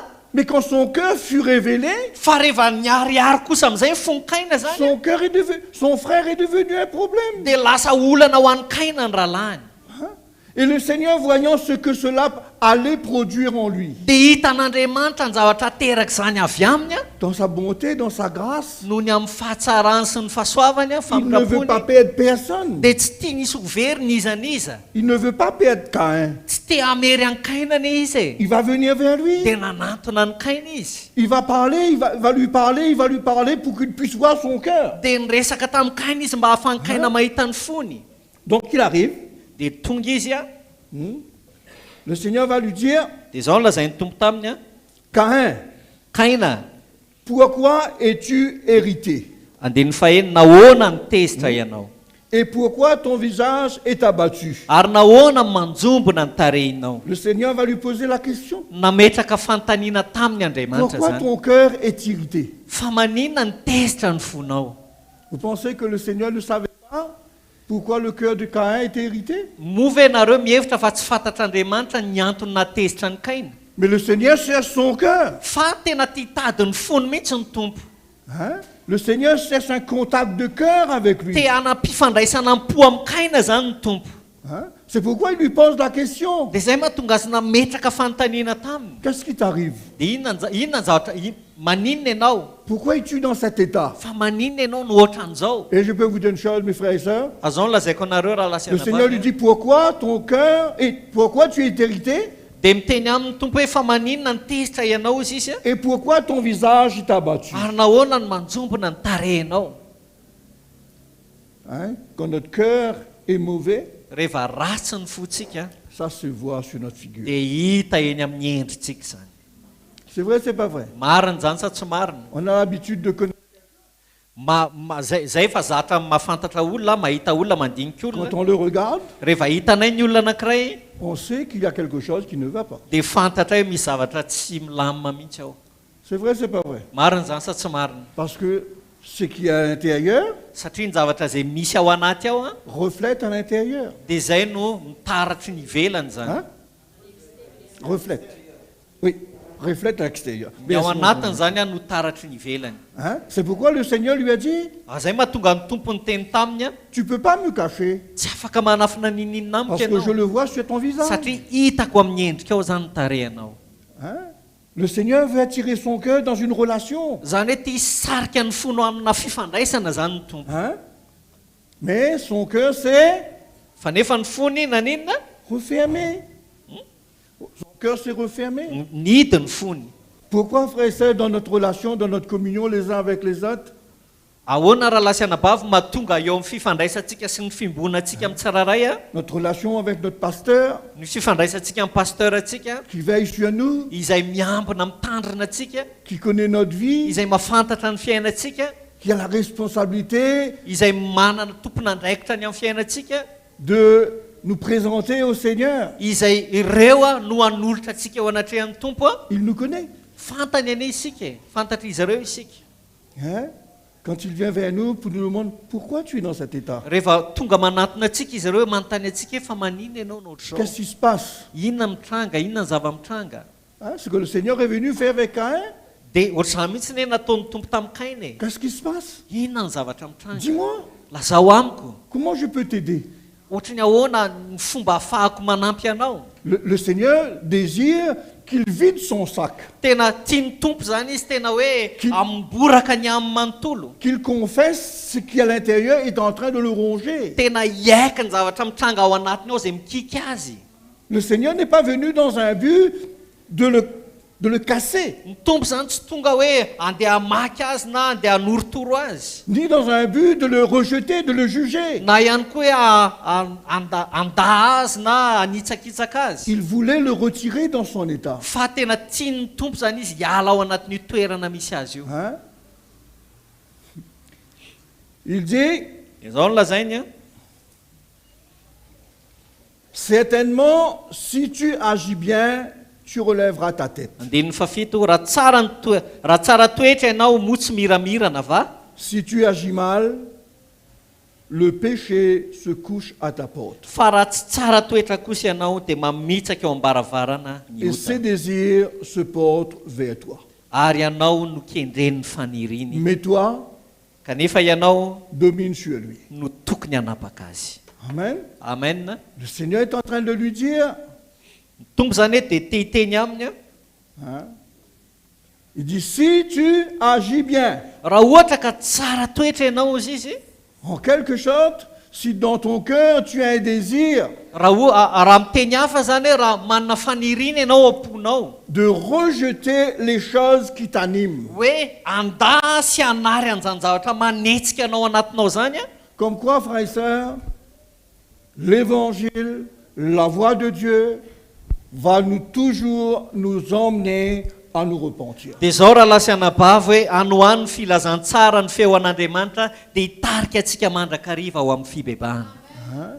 Le Seigneur lui dit, zao ny teny tompo taminy le péché est là. efa io efa mamitsaka io ny ota Hein? Il est à la porte de ton cœur. efa mamitsaka eo ambaravarany fonao ny ota Pour qu'il puisse pénétrer, mba ahafany miditra nefa il a besoin de ton consentement. dia mila ny fakatoavanao izy Vous êtes d'accord? manaiky an'izay ianao a Il a besoin de ton consentement. mila ny fakatoavanao izy ahafany Si miditra tu ne lui donnes pas le pouvoir, raha tsy omenao azy ny hery na ny fahefana il ne fera pas. dia tsy hiditra ao aminao izy Mais si tu lui donnes le pouvoir, fa raha omenao azy ny fahefana il dominera sur toi. dia izy no hanapaka anao C'est pourquoi, mes frères et sœurs, zany no antony ry raha lasy anabavy a lorsque l'évangile éclaire notre cœur rehefa manazava ny fotsika et ny nous filazantsara montre notre état, ka maneho atsika ny fotsika c'est notre responsabilité de nous repentir devant le Seigneur afin de devenir libres. dia anjara ndraikitsika ny mibebaka eo anatrehan'ny tompo mba ho atonga atsika ho afaka ao Le anatin'izany Seigneur ne fait que de nous montrer notre cœur. ny anjaran'ny tompo zany dia maneho amintsika ny fotsika hoe io ny fonao Et notre responsabilité à nous, fa ny anjara ndraikitsika kosa ao c'est aorianan'izay a de reconnaître l'état de notre cœur dia miaika an'izay et de toe-potsika nous zay a repentir devant le Seigneur. sy ny mibebaka eo anatrehan'ny tompo Vous êtes d'accord? ao a manaiky an'izany nareo a Si dans notre cœur, on n'est pas prêt à nous repentir, raha ohatra ka tsy vonona isika hibebaka ao am-potsika si nous ne sommes pas prêts à donner raison à l'évangile, raha ohatra ka tsy hanome lanja ny filazantsara isika raisitsika ho famarinana ny filazantsara nous allons à notre perte. dia lasa miazakazaka amin'ny tanjozotra makany amin'ny fahaverezantsika isika. Mais si dans notre cœur, Fa raha ao am-pontsika kosa isika nous obéissons à la voix de l'Esprit de Dieu, mankatoy ny feo an'ny fanahin'Andriamanitra et qu'il y a une repentance dans notre cœur, ka misy fibebahana tonga ao le am-pontsika le mal ne triomphe pas de nous. dia tsy afaka manapaka ao anatsika ny Le ratsy. péché ne peut pas nous dominer. Tsy afaka manapaka ao anatsika ny ota. Hein? Il ne peut pas nous dominer. Tsy afaka manapaka ao anatsika izy. Parce que nous avons dans notre cœur l'Esprit de Dieu Satria manana ny fanahin'Andriamanitra ao anatsika qui nous soutiendra, qui nous équipera. izay manohana atsika mampitao atsika Si dans notre cœur on est prêt, raha ohatra ka Se vonitsika repentir. ao anatin'ny fotsika hibebaka. vous êtes d'accord? Manaiky an'izany nareo Si a. dans notre cœur on est prêt à se repentir devant la vérité de l'Évangile, Raha ohatra isika ao anatin'ny fotsika ao vonona ny hibebaka Le mal- vokatra ny famarinana ny filazantsara le mal ne triomphera pas de nous. dia tsy afaka hanapaka ao anatsika ny Ce que ratsy. l'apôtre Pierre nous dit, Zay anie lazay ny apôstôly Petera atsika. qui nous dit que le diable, qu'est-ce qu'il fait? Ina hozy izy ny ataony devoly Il rôde comme un lion rugissant qu'il va dévorer. tena miôdiôdy izy hozy izy a mijery a tahaka ny liona mierona mitady zay arapany. Il rôde autour de nous. Miodikodiny eo amintsika izy a mijery atsika mizaha atsika. Mais nous, Fa tsika kosa résistons-le fa toery izy hozy izy a avec une foi ferme. toery izy a dia andositra anareo C'est-à-dire toerany finoana tsy donnons raison mizogosina. à l'Évangile. Zany hoe manome rariny amin'ny filazantsara zany Donnons tsika. raison au Seigneur. Andao tsika hanome rariny amin'ny tompo. Hein, repentons-nous. Andao tsika hibebaka. Et là, il ne peut pas triompher de nous. Hoe eo kosa ity zavatra ity tsy hanapaka eto amiko. C'est un moyen où le Seigneur manifeste sa grâce envers nous Ary anisan'ny fanehoan'ny tompo ny fahasoavany amintsika izany. pour que nous soyons capables de nous en sortir. Ahafahantsika ho tafavoaka ao anatina Vous trangana êtes anankiray. d'accord? Manaiky an'izany nareo a. Vrai ou faux? Zany sa tsy zany aloha e. Il y a des choses dans notre cœur ce matin. Misy zavatra avy ao anatin'ny fotsika amin'ity maraina ity. Il y a des choses qui est en nous. Misy zavatra avy ao anatsika On ne juge pas personne ce matin. tsy mitsara nizaniza akory amin'ity maraina ity a. Mais chacun reconnaît l'état de son cœur. Fa ny tsiraray avy tokony mamantatra ny fony. C'est vrai, c'est pas vrai. Marina zany sa Vous tsy savez que marina. notre cœur est en mauvais état. Hitanareo ny fo rehefa ao anatina toetra ratsy a. Hein? On peut rendre beaucoup de choses responsables de notre état. Dia afaka omentsika ny zavatra hafa nomentsika tsiny a ny vokatra zay toe-potsika zay. C'est à cause de lui. Hoe vokatra ihanina, C'est à cause de lui. Nous, Yann. De lui. vokatra ihanina koa, C'est à cause de ceci. vokatra zao ihany koa. Il n'aurait dû pas faire ça comme ça. Tsy tokony nataony an'izao fotsiny le izy a. Est-ce que c'est une raison pour toi de gâter ton cœur? Dia moa ve reny antony rehetrarehetra reny a antony anankiray afaka andotonao ny fonao? C'est pas une raison. Tsy antony reny. Hein? C'est pas une raison. Tsy antony zany. C'est pourquoi le Seigneur est en train de lui dire, Zay mahatonga ny tompo milaza aminy a. c'est à toi de dominer sur lui. Anjaranao izy nefa tokony anao no hanapaka azy ozy C'est à izy. toi de fermer la porte. Anjaranao nanidiny varavarana. Hein? Est-ce qu'on est prêt à obéir à ces avertissements que le Seigneur nous dit? Vonona ve isika ankatohan'ireny fampitandremana zay lazain'ny tompo reny? Si on avertit, on triomphe. Raha ohatra ka manaiky fampitandremana tsika dia mandresy isika. Si on n'obéit pas, Fa raha tsy mankatoy kosa isika on est vaincu ka resy a et il y a des conséquences. dia misy voka-dratsy ateraka izany.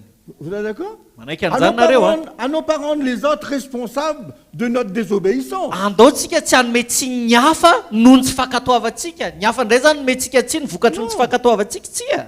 On a désobéi, on porte les conséquences. Fa raha tsy nankatoa dia zakaiko zany ny voka-dratsiny. Et le Seigneur ne veut pas que nous portions des conséquences. Ary tsy tiany tompo anefitsika hitondra an'izay C'est voka-dratsiny zay. pourquoi il se permet de nous avertir. Zay mahatonga ny tompo tena mananjo mihitsy Il izy se a. permet de nous parler. Tena ankalalana mihitsy a no iresany amintsika sy ampitandremany atsika. Vous êtes d'accord? Manaiky an'izany nareo a.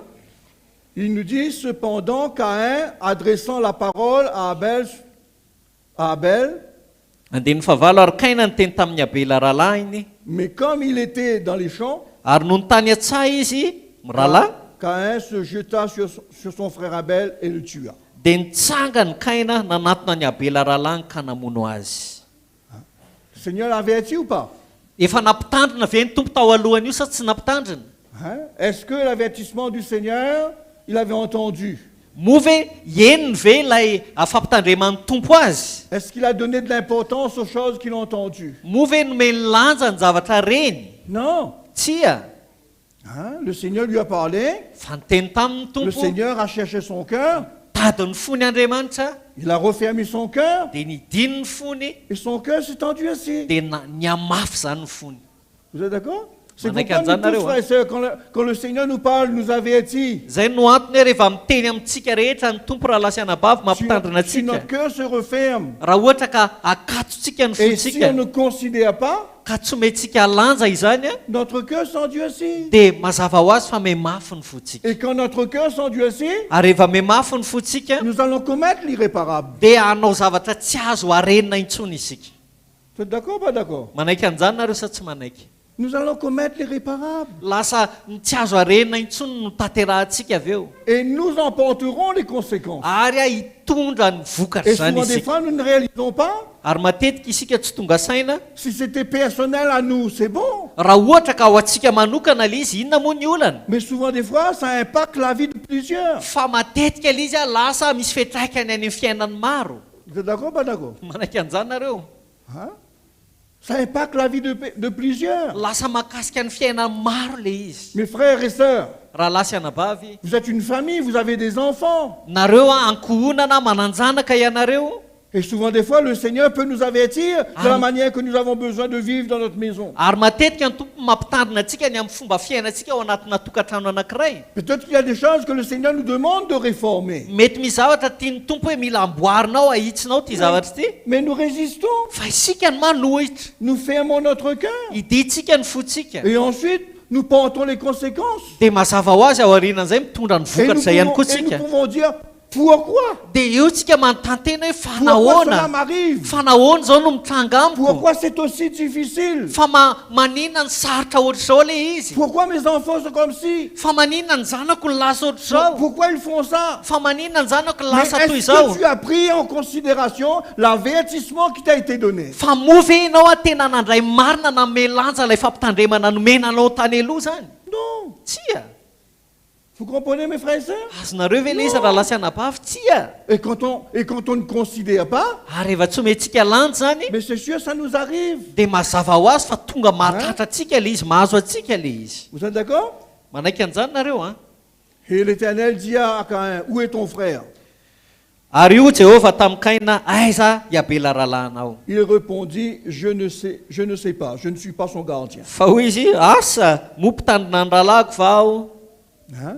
Le Seigneur vient encore vers lui pour lui dire, mais où est ton frère? mbola tonga nanantona azy indray zany tompo fa aiza iabela rahalanao Qu'est-ce qui s'est passé? inona ny zava-nitranga Vous pensez que le Seigneur ne savait pas ce qui s'est passé? moa ve nareo mihevitra fa tsy fatan'ny tompo ny zavatra Vous nitranga pensez que le Seigneur ne savait pas qu'il allait tuer son frère? moa ve nareo mihevitra fa tsy fantan'ny tompo hoe andeha amorony rahalany izy Le Seigneur le savait. efa fantatry ny tompo anie Mais zany Dieu, dans sa grâce, fa tompo ao amin'ny fahasoavany a lui tend toujours la main. dia mbola nanatsotra ny tanany tamin'ny mandrakariva Hein?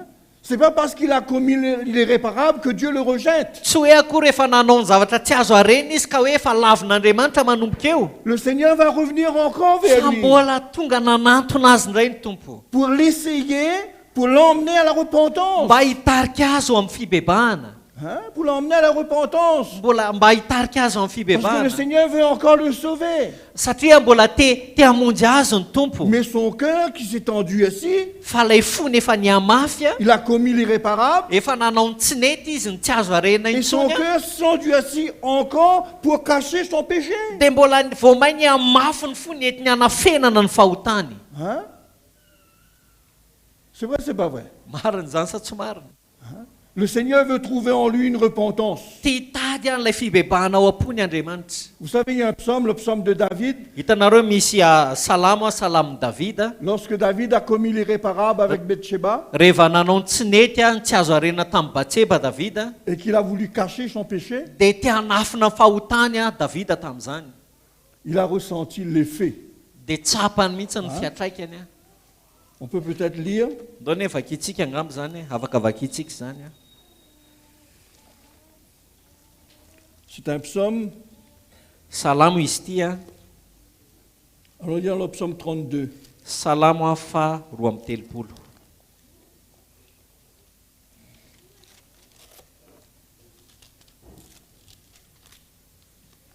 Psaume 32. salamo faharoa amby Je telopolo trouve mon psaume. raha sy jereko ny salamoko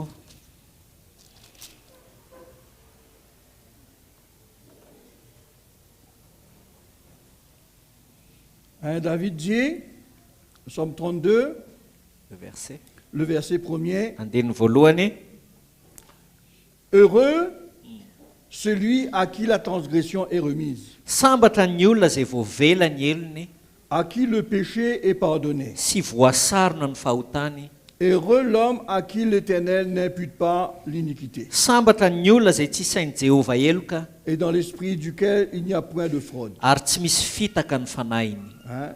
Et ce verset qui nous intéresse, c'est ça, qui nous dit, tant que je me suis tu, mes os se consumaient. Ary tiany andininy mahaliana antsika raha nangina aho a dia nialany ny taolako rehetra ozy izy Je gémissais toute la journée, no ny fitarainako mandrakariva car nuit et jour, ta main s'appesantissait sur moi. fa efa navesatra tamiko andro manalina ny tananao. Ma vigueur n'était plus que chasseresse, Niova ny fatanjahako toy ny amin'ny azon'ny fahamainana comme c'est de l'été. amin'ny lohataona. Hein? David exprime l'état d'un cœur qui a refusé d'entendre la voix du Seigneur et qui cache ses transgressions. Ny Davida zany hoe dia maneho toe-po anankiray izay manafina ny fahotany sy mijaly ao anatin'ny vokatry ny tsy fankatoavany. Quelqu'un qui refuse de se repentir. Ny olona anankiray izay mandatsy bebaka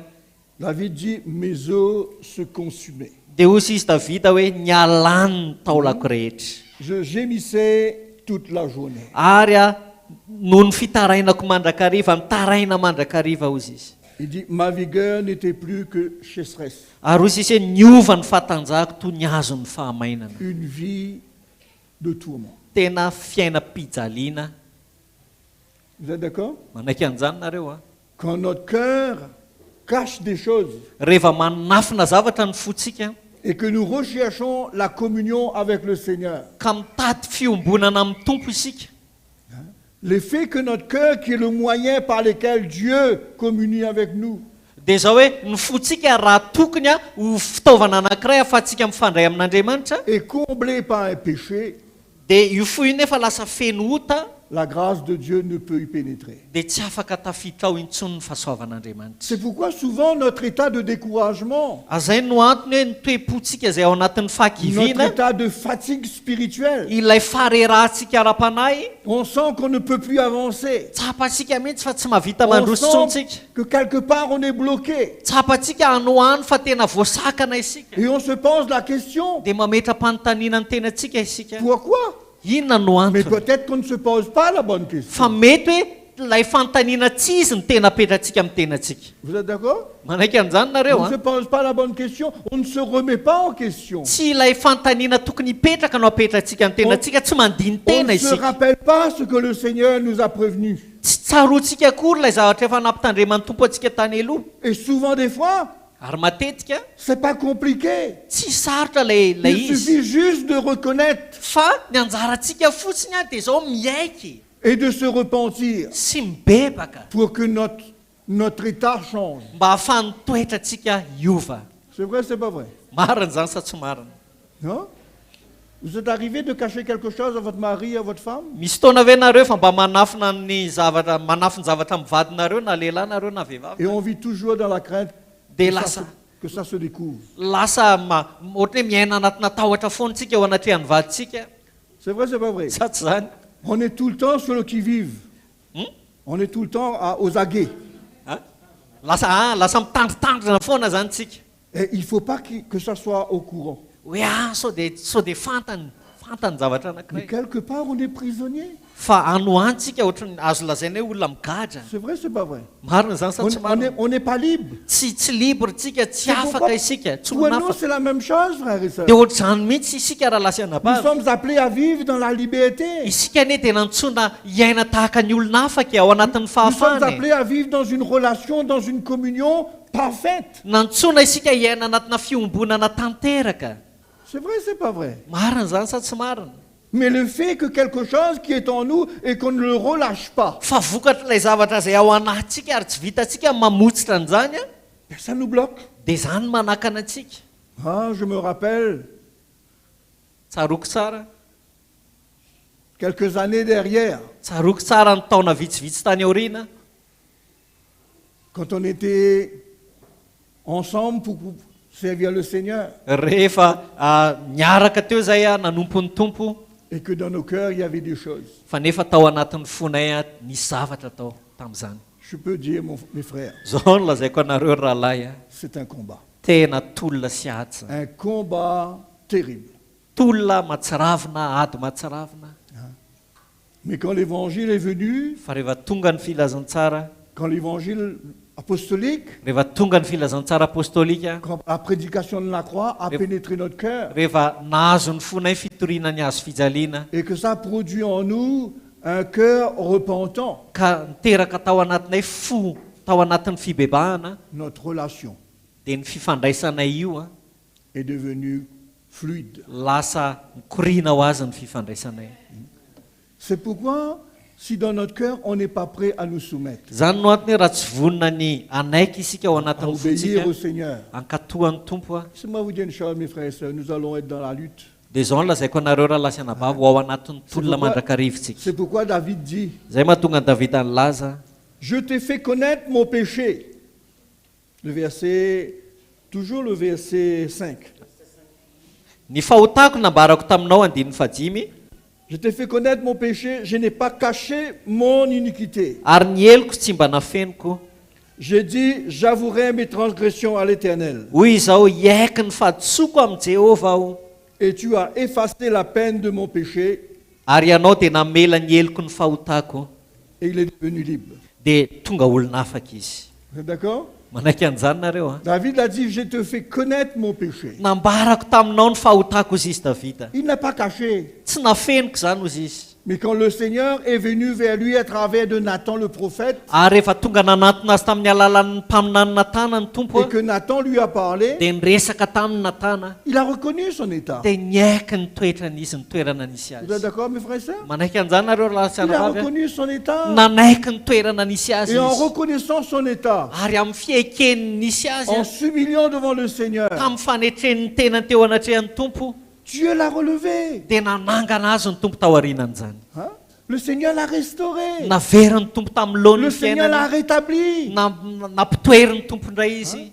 Et l'évangile nous dit que Dieu dit que David est un homme selon mon cœur. Ary zao no lazay ny filazantsara momba ny Davida hoe olona araka ny fon'Andriamanitra Davida. C'est pas un homme parfait, Tsy olona lavorarina tanteraka mais izy a, c'est un homme qui a un cœur qui se repent lorsque il fait mal. fa lehilahy anankiray izay manana fo mibebaka izy rehefa nanao tsy nety. Hein? C'est pourquoi Dieu trouve son plaisir en lui. Zay mahatonga an'Andriamanitra mahita fafinaretana ny aminy, Parce que devant la vérité de mankasitraka azy. l'évangile, Satria eo anatrehan'ny fahamarinana ny filazantsara il ne va pas contester. dia tsy hanohatra an'izany Il ne izy, va pas s'endurcir. tsy hanamafy ny fony Il izy, ne va pas se justifier. tsy hanamary teny izy, Mais il va s'humilier. fa hanetry teny Et izy. quand nous nous humilions devant le Seigneur, Ary rehefa manetry teny eo anatrehan'ny tompo isika, eh bien, le Seigneur nous relève. dia mazava ho azy fa manangana Il nous antsika ny tompo, restaure. mamerina antsika amin'ny laoniny izy, Il nous rétablit. ary mampitoetra antsika Mais indray izy.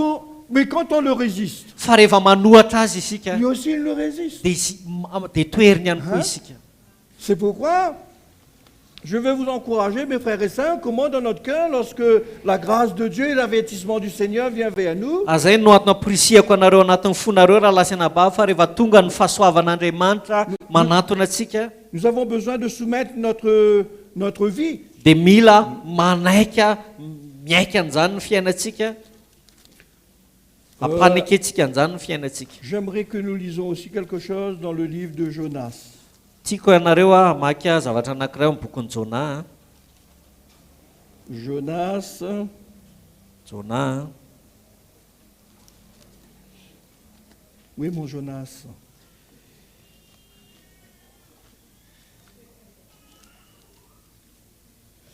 Dans les prophètes mineurs. Vous vous rappelez tous l'histoire de Jonas? tsaronareo ve ny tantaran'ny Jona? Attends, je trouve, hein. Raha aloha jereva kely Jona, C'est venu dans mon esprit tout d'un coup là, j'aimerais vous le lire. parce que c'est encore ici mon frère. Voilà.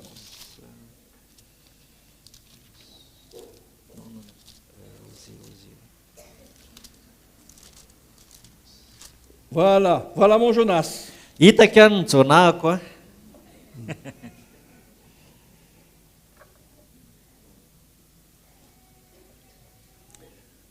On va aller le chapitre 3.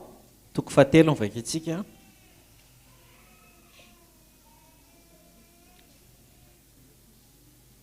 Il nous dit, la parole de l'Éternel fut adressée à Jonas une seconde fois. Andiny voalohany. Ary tonga fandroany tamin'ny Jonah ny tenin'i Jéhovah nanao hoe Hein?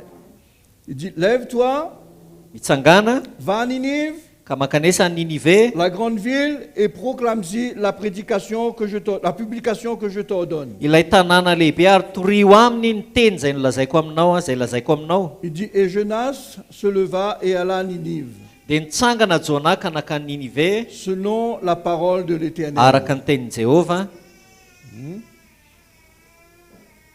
Or, Ninive était une grande ville de 3 jours de marche. Ary Ninive dia tanàna lehibe teo anatrehan'Andriamanitra dia lalana telona. Jonas fit d'abord dans la ville une journée de marche. Ary Jonah niatomboka nandeha tao an-tanàna lalana indray andro. Il criait et disait, encore 40 jours et Ninive est détruite. Ka nitoro hoe rehefa afaka 40 andro a dia ho ravana Ninive. Hein? Le Seigneur, dans sa grâce, dans sa bonté, Izany hoe ny tompo tao anatin'ny fahasoavany sy ny fahatsarany a, il ne désire qu'aucun homme ne meure sans le connaître. tsy tiany mihitsy hoe hisy olona ho faty a kanefa tsy nafantatra azy aloha. Donc, il a envoyé Jonas pour les avertir. Dia naniraka ny Jonah izy a mba Vous vous rappelez hampitandrina tout à zareo. l'heure, je vous ai dit que si un cyclone de 400 km passe, qu'est-ce que vous allez faire? Tsaronareo ve zany teny anareo teo raha misy rivodozana 400 kilometatra dia inona ny ataonareo? Il dit aux gens de Ninive, dans 3 jours, dans 3 jours, tu dis? Oui. Il dit, dans 3 jours, cette ville sera détruite. Dia zao no lazainy i Jonah hoe afaka telona ozy izy dia ho ravany ity tanàna ity. Dieu a décidé de mettre un terme Zany hoe faranan'Andriamanitra hatreo a à cette ville ity tanàna ity, momba parce que n'ity leur tanàna ity. péché est arrivé jusqu'à moi. Satria efa nipakatra ty amiko izy izy ny fahotany izy Et ireo. vous croyez, frères et sœurs, que le Seigneur ne pouvait pas détruire la ville Nareo ve raha lasiana bavy mihevitra fa ny tompo dia tsy afaka nanimba n'io tanàna io a? sans que personne soit averti? Hoe tsy nizanizana ampitandremana an'izany fa tonga dia nisombainy fotsiny ny ravany fotsiny. Il veut toujours nous épargner des souffrances. Fa tiany isika tena hoe ho afabela amin'ireo fijaliana maro aloha. Et il dit à Jonas, va publier, Dia niteny tamin'ny Jonah izy hoe va les avertir, mba hanampitandremo izy ireo a, hein, pour qu'ils se détournent de leur mauvaise voie, mba hahafahan'izy ireo miala amin'ny lalan-dratsiny, pour qu'ils changent leur manière de vivre, mba hahafahan'izy ireo manova fomba fiaina, pour qu'ils rejettent le mal et qu'ils me suivent. mba hahafahan'izy ireo manara ny ratsy ka hahafahan'izy ireo manaraka ahy. Jonas est allé crier, Dia tonga niantso a i Jonah. Jonas est allé dire, Dia zao no lazainy Jonah hoe hein, et nous voyons le résultat de ce que ces gens-là ont fait. hitantsika ny vokatra ny zavatra nataon'ireto olona ireto a. Il nous dit que les gens de Ninive crurent à Dieu et ils publièrent un jeûne. Dia nino an'Andriamanitra ny mponina tao an'Ninive ka niantso fifadikanina, Et ils se revêtirent de sacs, sady nitafy lamba fisaonana depuis le plus petit jusqu'au plus grand. hatramin'ny lehibe ka hatramin'ny kely. Hein? Il nous dit, la chose parvint au roi de Ninive. Ary noho ny efa ren'ny mpanjakan'ny Ninive zany a, Il se leva de son trône, dia nitsangana niala tamin'ny seza fiandrianana izy, ôta son manteau, ka nanaisitra ny akanjo se boninainy, couvrit d'un sac, dia nisarona lamba fisaonana, s'assit sur la cendre. sady mipetraka tamin'ny lavenina. Et il fit faire dans Ninive cette publication par ordre du roi Ary nasaina nantsona sy nambara eran'ny Ninive araka ny didin'ny et de mpanjaka ses grands, sy ny mpanapaka hoe que les hommes et les bœufs et les brebis ne goûtent rien, aza vela isy anendry hanina akory a na olona na biby fiompy, ne pèsent point et ne boivent point d'eau. dia ny ondry amanosy a sy ny omby a, eny aza vela ihinana sy hisotro rano a na hisotro Que rano les akory reo. hommes et les bêtes soient couverts de sacs. Fa aoka samy sarona lamba fisaonana ny olona sy ny biby fiompy. qu'il crie avec force, ary aoka hitaraina mafy qu'il crie à Dieu avec force, hitaraina mafy amin'Andriamanitra et izy qu'ils izy reviennent de toutes leurs mauvaises voies ary aoka samy afony lalany et ratsy de ces actes de violence sy ny fandozana eny dont leurs mains tanany sont coupables. eny an-tanany avy izy rehetra. Qui sait Fangamba si Dieu ne reviendra pas et ne se repentira pas? fangamba hiverina ihany Andriamanitra ka hanenina ary hiala amin'ny fahatezerany Et rehetra s'il ne renonce pas à son ardente colère, mba tsy ho lany rehetra isika en sorte que fahatezerany nous ne rehetra périssons point. mba tsy ho lany rehetra isika zany. Amen. Quand ces hommes ont entendu la voix de Dieu leur dire qu'il va intervenir et qu'il va juger les nations, rehefa nareny feo an'Andriamanitra ireto olona rehetra hitantsehatra Andriamanitra ka hitondra fitsarana ho an'ity tanàna ity, il y a quelque chose qui s'est passé dans leur cœur. dia nisy zavatra nitranga tao am-pony izy rehetra. Ils ont considéré l'avertissement du Seigneur Nanome lanja ny fampitandremana avy amin'ny tompo izy ireo et ils se sont repentis. dia nibebaka izy ireo. Vous êtes d'accord? Manaiky an'izany nareo a. Ils ont entendu la voix de Dieu Nareny feo an'Andriamanitra et izy il n'y avait aucune résistance dans leur cœur. dia tsisy fanoherana mihitsy na dia Ils ont nikely aza reconnu tao la voix am-pony izy de ireo. Dieu. Nareny feo an'Andriamanitra izy ireo Et ils se sont repentis. dia nibebaka. Vous êtes d'accord? Manaiky C'est an'izany pourquoi, mes nareo frères a. et sœurs, l'évangile n'est pas en vain. Zany no antony hoe tsy foana tsy akory ny filazantsara raha lasy anabavy a. L'évangile n'est pas en vain. Tsy foana ny filazantsara. Quand le Seigneur nous parle, Rehefa miteny amintsika ny tompo c'est qu'il veut nous épargner du danger. dia midika zany afa te hanafabelantsika amin'ny loza Il izy. veut nous épargner de la destruction. Te hanafabelantsika amin'ny fandravana izy, Il veut nous faravana. épargner du jugement. Te hanafabelantsika amin'ny fitsarana izy. Il veut notre bien. Ny katsahany dia ny asoa C'est atsika. pourquoi quand ces païens-là ont entendu la prédication de Jonas, Zany no antony hoe rehefa nahareny ny toritenin'ny Jonasy ireto gentilisa ireto a, ils n'ont pas essayé de raisonner. dia tsy niezaka izy ireo a niady hevitra na Il a dit, isaina. le prophète de Dieu a parlé de sa part. Fa hozy izy hoe niteny tamin'ny alalan'Andriamanitra, amin'ny mpaminan'Andriamanitra. Humilions-nous. Ndao tsika neritsytena avokoa. Brisons notre Ndao cœur. tsika norotoro ny fotsika. Qui sait Iza ny malala si le angamba hozy Seigneur, izy. voyant notre repentance Angamba hozy izy raha mba hitan'Andriamanitra ny fibebahantsika sincère et vrai, izay tsotra sady marina, ne va-t-il pas revenir sur sa décision? moa ve tsy hanenin'Andriamanitra ny amin'ny fanapa-keviny. Vous comprenez ça, frères et sœurs? Azonareo ve zany zavatra zany raha lasy anabavy? Comment le Seigneur regarde l'état de notre cœur. Ny tompo zany tena mijery ny toe-pontsika e. Si dans notre cœur on est prêt à obéir à sa parole, Raha ohatra ka vonona tokoa isika ao anatin'ny fontsika ao akatò ny teniny, à considérer ses avertissements et nous humilier, anome lanja ny fampitandrema ny kanetry tena, le Seigneur fait grâce. dia maneho ny fahasoavany.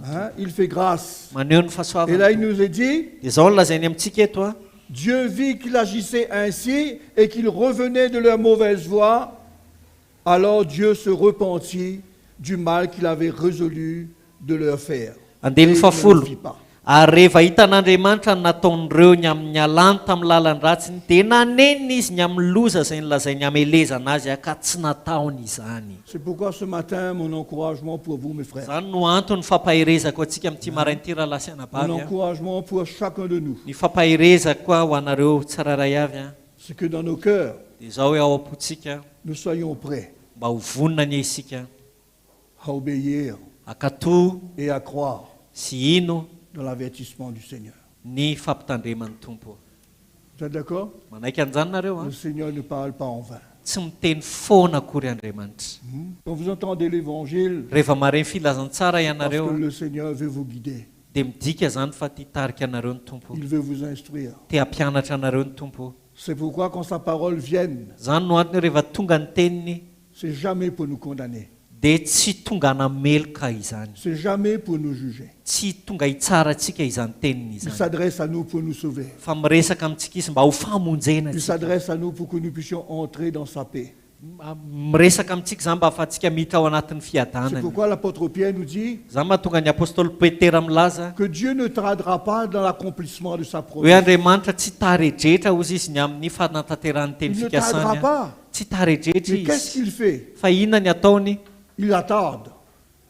Il s'attarde. Izy no tarejetra Il prend patience. izy no manam-paharetana raha Parce que marimarina le kokoa désir de Dieu, satria ny ao am-pon'andriamanitra c'est que personne ne périsse, dia tsisy olona verina dia mais iray que azy tous parviennent à la repentance. fa ny tsirairay avy ny rehetra dia ho tonga Et qu'il fibebahana soit sauvé. nizana izy C'est pourquoi, mes frères et sœurs, zany no antony raha lasianabavy pendant que nous sommes dans la période de la grâce de Dieu raha mbola ao anatin'ny fotoam-pahasoavan'andriamanitra isika ankehitriny a et que Dieu nous parle, ka miteny amintsika qu'il andriamanitra patiente avec nous, mbola manam-paharetana amintsika izy a qu'il prend du temps, mbola maharo-po amintsika izy considérons cela. ndao tsika tena amelanjany zany Non, Dieu s'y pas notre cœur, ndao tsika tsy hanamafy ny fotsika comme le cœur de Caïn. tahaka ny fonikaina Hein? Que la grâce de Dieu aoka nefa fahasoavan'andriamanitra soit profitable pour vous. tena ikoka an'izany ane isika Vous êtes d'accord, mes frères et sœurs? manaiky an'izany Que la anareo grâce de Dieu soit profitable pour vous. aoka tena ho tombono ho anareo ny fahasoavan'andriamanitra Que vous puissiez en profiter mba ahafahanareo manararoatra an'izany pour que sa grâce dans votre vie mba ahafahan'ny fahasoavany eo amin'ny fiainanareo vous change, vous transforme, anova anareo vous équipe ampitao anareo pour ce jour où le Seigneur sera présent. ho an'ilay andro anankiray azay maheo any tompo Hein? C'est pourquoi l'apôtre Paul, dans l'Épître aux Corinthiens, nous dit zay mahatonga amin'ny paoly eo amin'ny miresaka amin'ny epistily ho an'ny korintianina que nous sommes des ouvriers avec Dieu. fa isika ozy izy no mpiara-miasa amin'andriamanitra Hein? Et Dieu, à travers de nous, ary ny tompo amin'ny alalantsika vous exhorte. dia mampahery amin'ny alalanay ny tompo dia mampahery Vous anareo exhorte mampahery anareo à recevoir la grâce, andraisanareo ny fahasoavany à vous repentir, hibebahanareo à ne pas garder un cœur dur, mba tsy azona fo mafy anareo mais d'être soumis fa anam-panekena envers sa parole. eo anatrehan'ny teniny Et ce matin, si vous êtes là, raha tonga entinareo amin'ity marain'ity chacun sait ce qu'il a dans son cœur. ny tsiraray avy samy mahafantatra hoe inona ny ao anatin'ny Vous fo êtes d'accord? manaiky an'izany nareo a Vous ne savez pas ce qu'il y a dans mon cœur ce matin. nareo zao tsy mahalala hoe inona ny ao anatin'ny foko amin'ity Je ne sais marain'ity pas ce qu'il y a dans votre cœur ary ce za matin. ihany koa tsy mahalala hoe inona ny ao am-ponareo amin'ity Mais chacun marain'ity de nous, nous savons ce qu'il y a en nous. fa tsika tsiraray avy kosa samy mahalala hoe inona ny ao anatsika C'est vrai, c'est pas vrai? marin'izany sa tsy marina Nous savons ce que le Seigneur nous demande d'abandonner. fantatsika ny zavatra tiany tompo a afoitsika Nous savons ce que le Seigneur nous demande de réformer. fantatsika ny zavatra takiany tompo mba Nous savons ahitsitsika ao ce que anatsika le Seigneur nous demande d'accepter. fantatsika ny zavatra tiany tompo a ekentsika ao anatsika Nous tous, nous savons ce que Dieu nous demande ce matin. tsika tsiraray avy samy mahafantatra ilay takian'andriamanitra amintsika amin'ity Je vous maraintsy encourageais de ne pas endurcir votre cœur. tena mampirisika anareo aza manamafy ny De ne fonareo pas androany. résister à la voix du Saint-Esprit qui parle à votre conscience. aza manohitra ny feo an'ny fanamasina izay miteny ao Parce que anatin'ny fieritreretanareo Si vous le résistez, satria raha toerinareo izy a vous allez vous endurcir. dia anamafy ny fonareo mihoatratra any Et ianareo. en vous endurcissant, ary rehefa mihamanamafy ny fonareo ianareo a vous allez être brisé. dia vao mainka ho torotoro ianareo Être brisé torotoro et sans remède. ary a L'apôtre Paul nous dit brisé et sans remède. Remède. tsisy fanafoty Hein? tsisy C'est pourquoi fanafany ce matin, allons nous examiner. zay ny mahatonga hoe amin'ity maraintsy a andaotsika tena Vous êtes d'accord? andinika ny tenantsika manaiky an'izany nareo Allons a examiner notre cœur ce matin. andao a andinika ny fotsika isika Amen, pas amen. amen sa tsy amen Hein? Soyons vrais ce matin. andaotsika ho tsotra sy marina amin'ity maraintsy e Le Seigneur te demande taky aminao ny tompo a pourquoi ton cœur est agité. hoe fa maninona ny fonao no miavadravatra Pourquoi ton visage est abattu. fa maninona ny tarehanao no manjombona Hein? Te pose la question mametraka aminao an'izany fanontaniana zany izy et c'est à toi de répondre. dia anjaranao ny mamaly azy La grâce vienne et te relève. mba hahafahan'ny fahasoavany a ho tonga aminao ka hanangana anao Hein? On peut se mettre debout devant le Seigneur ce matin. afaka mitsangana eo anatrehan'ny tompo ventsika amin'ity maraintsy Hein? Tenons-nous. Et l'apôtre Paul nous dit, zao ihany koa nolazain'ny apôstôly paoly examinez-vous vous-même. dinio ny tenanareo izy izy Faites un examen de votre cœur ce matin. ndaotsika tena samy andinika ny fotsika amin'ity maraintsy Et notre état spirituel, sy ny toe-panahintsika c'est l'état de notre cœur. ny toe-panahintsika no toe-potsika Et Dieu ce matin est prêt à restaurer. ary avonina merina amin'ny laony ny andriamanitra amin'ity Il est maraintsy prêt à nous relever ce matin. vonina ny anangana antsika izy amin'ity Il est maraintsy prêt à nous pardonner. vonina ny amela ny elontsika izy amin'ity maraintsy Soyons repentants dans sa présence. andao tena hanana fomba bebaka tsika eo anatrehany androany Considérons ndao melanja ces avertissements ce matin. izany fampitandremana zany amin'ity maraintsy. Par la gloire en Jésus. Seigneur, ce matin, nous nous tenons là, tompo mijoro eto zay amin'ity maraintsy dans ta présence. eto amin'ny fanatrehanao. Ta parole est vraie. Marina ny teninao, Elle descend au plus profond de notre âme. tena midina trany anaty lalan'ny fanahinay zany a. Et ce matin, nous ne voulons rien cacher. Ary tsy te hanafina ninina zay amin'ity maraintsy Parce que tu sais tout. satria ianao mahafantatra ny zavatra rehetra. C'est pourquoi ce matin, je viens vers toi, Zany no antony anatonako anao amin'ity maraintsy, me prosterner à tes pieds, miondrika eo anatrehan'ny tongotrao afin de trouver grâce. mba anehonao ny fahasoavanao amiko. Seigneur, relève-moi. Tompo atsangano aho, Relève mon cœur qui t'a battu. atsangano ny foko izay reraka. Retire de moi, Seigneur, Esory ao amiko tompo tout ce qui n'est pas compatible izay tsy mifanaraka à ta sainteté. amin'ny famasinanao. Renouvelle mon cœur ce matin Ovao ny foko amin'ity maraintsy et libère-moi dia afao aho des choses qui m'emprisonnent, ny amin'ireo zavatra izay mangeja ahy, des choses qui est attachées à moi. ny amin'ireo zavatra izay mamatotra ahy.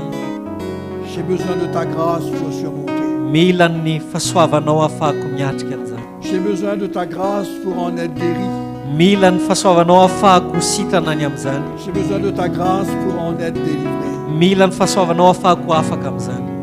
Touche-moi ce matin. Kasio amin'ity maraintsy, Touche mon cœur. Seigneur. kasio ny foko tompo, Libère-moi. afao aho. Tu vois tout et tu connais tout. Ianao no mahita ny zavatra rehetra sady mahafantatra ny zavatra rehetra. Je ne peux rien te cacher. Tsy afaka manafina na inona aminao aho. Touche mon cœur ce matin. Kasio ny foko amin'ity maraintsy. Tournons nouvelle le Seigneur. mes frères. Dotsika hitodika amin'ny tompo raha lasiana bavy eo. Sa grâce est là pour chacun de nous. Eto ny fahasoavana ho antsika tsiraray avy.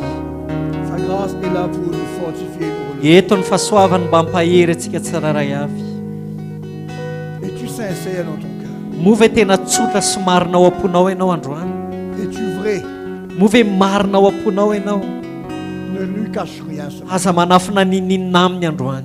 Parce qu'il voit tout et il connaît tout. Satria mahafantatra ny zavatra rehetra ary mahita ny zavatra rehetra izy. Et il te tend la main pour te retirer là où tu es. Ary manatsotra ny tananao, amin'ny tanany aminao izy androany mba hanafaka anao anatin'izao. Dans la gloire. Anao ny voninahitra tompo. Dans la gloire. Anao ny voninahitra tompo. Seigneur, merci pour ta grâce. Tompo misaotra ny amin'ny fahasoavanao. Merci pour ta grâce. Misaotra ny amin'ny fahasoavanao.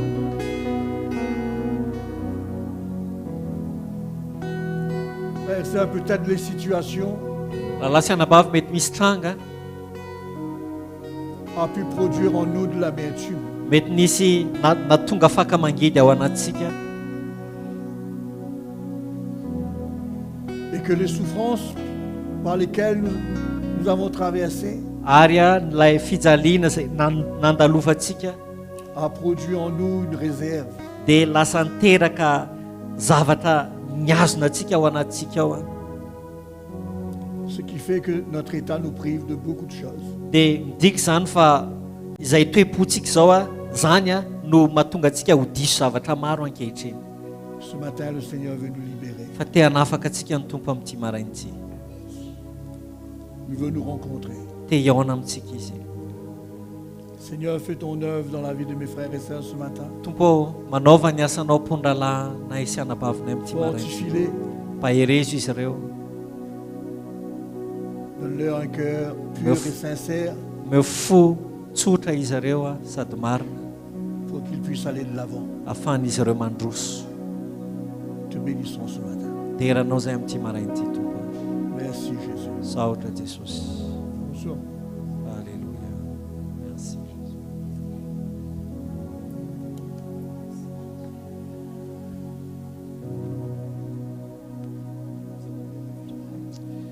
Ya mahazo toerana antsika.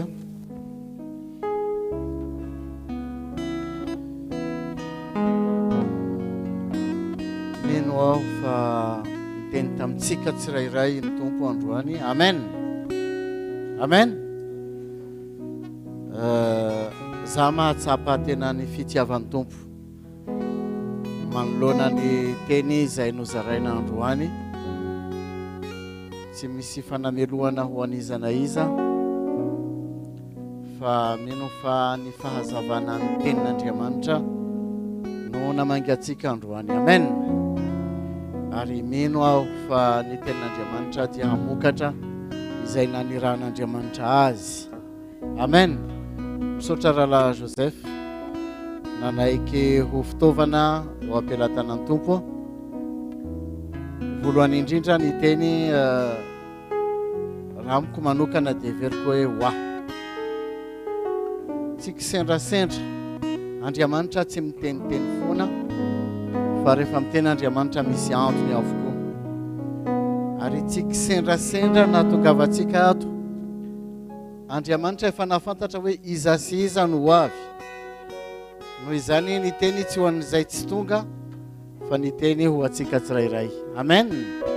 Dia tahin' Jesosy itsika rehetra dia handroso amin'ny fandaharana manaraka.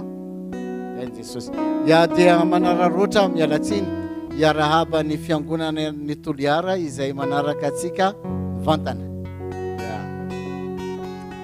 Alléluia. Tsara ny tompo ary tsy kisendrasendratsika araka izay tenin'ny Rahalahy Mansour izay matotonga eto androany ny andro anankiray dia avy amin'ny tompo izany. Tsy eritreritra ny rapitso isika fa ny androany no mentsika lanja ny tenin'Andriamanitra izany.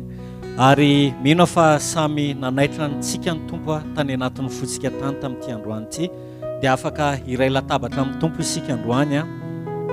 Tanareo raha lasa anabavy raha azonareo an-tsaina fa fon'ny Jesosy nametraka ny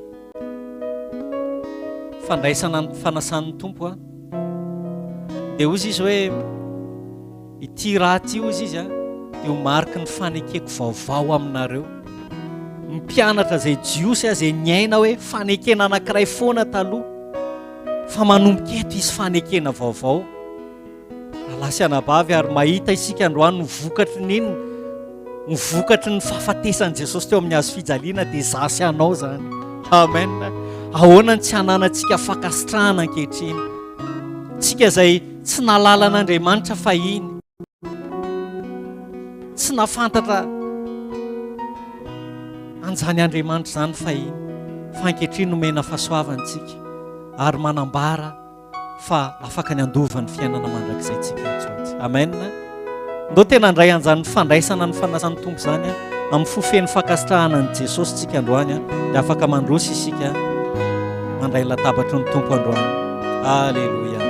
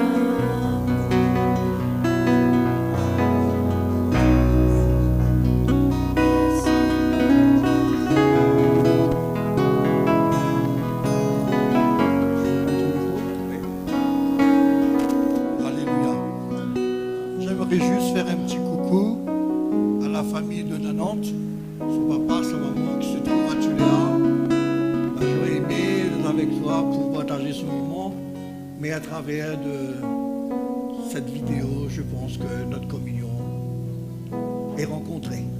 Donc, que le Seigneur te bénisse, toi et ta famille, et tous les frères et sœurs de Tuléar, que je ne connais pas, mais que j'aurai l'occasion de connaître bientôt.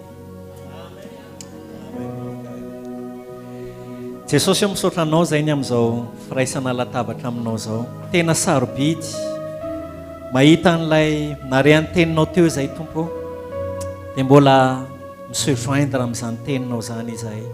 Fa ny tsirairay avy tsisy tianao ho very, ary sarobidy aminao ny tsirairay avy Andriamanitra. Misaotra ny amin'ity fotoana ity, tena fakasitrahana no asandratra eo anao, raha mbola afaka manana anjara amin'izao latabatra zao izahay ankehitriny Andriamanitra.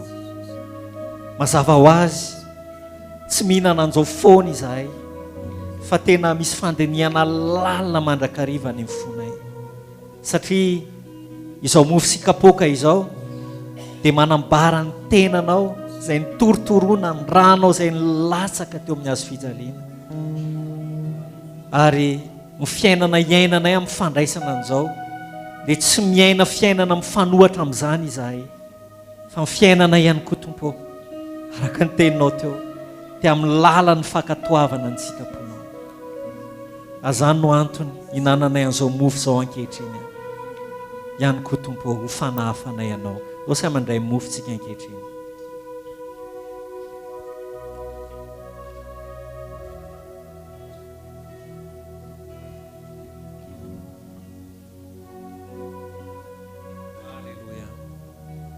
Misaotra ihany koa tompony amin'ny kapoaka izay tandindo ny rano izay latsaka teo amin'ny hazo fijaliana, ho fanadiovana ny fahotanay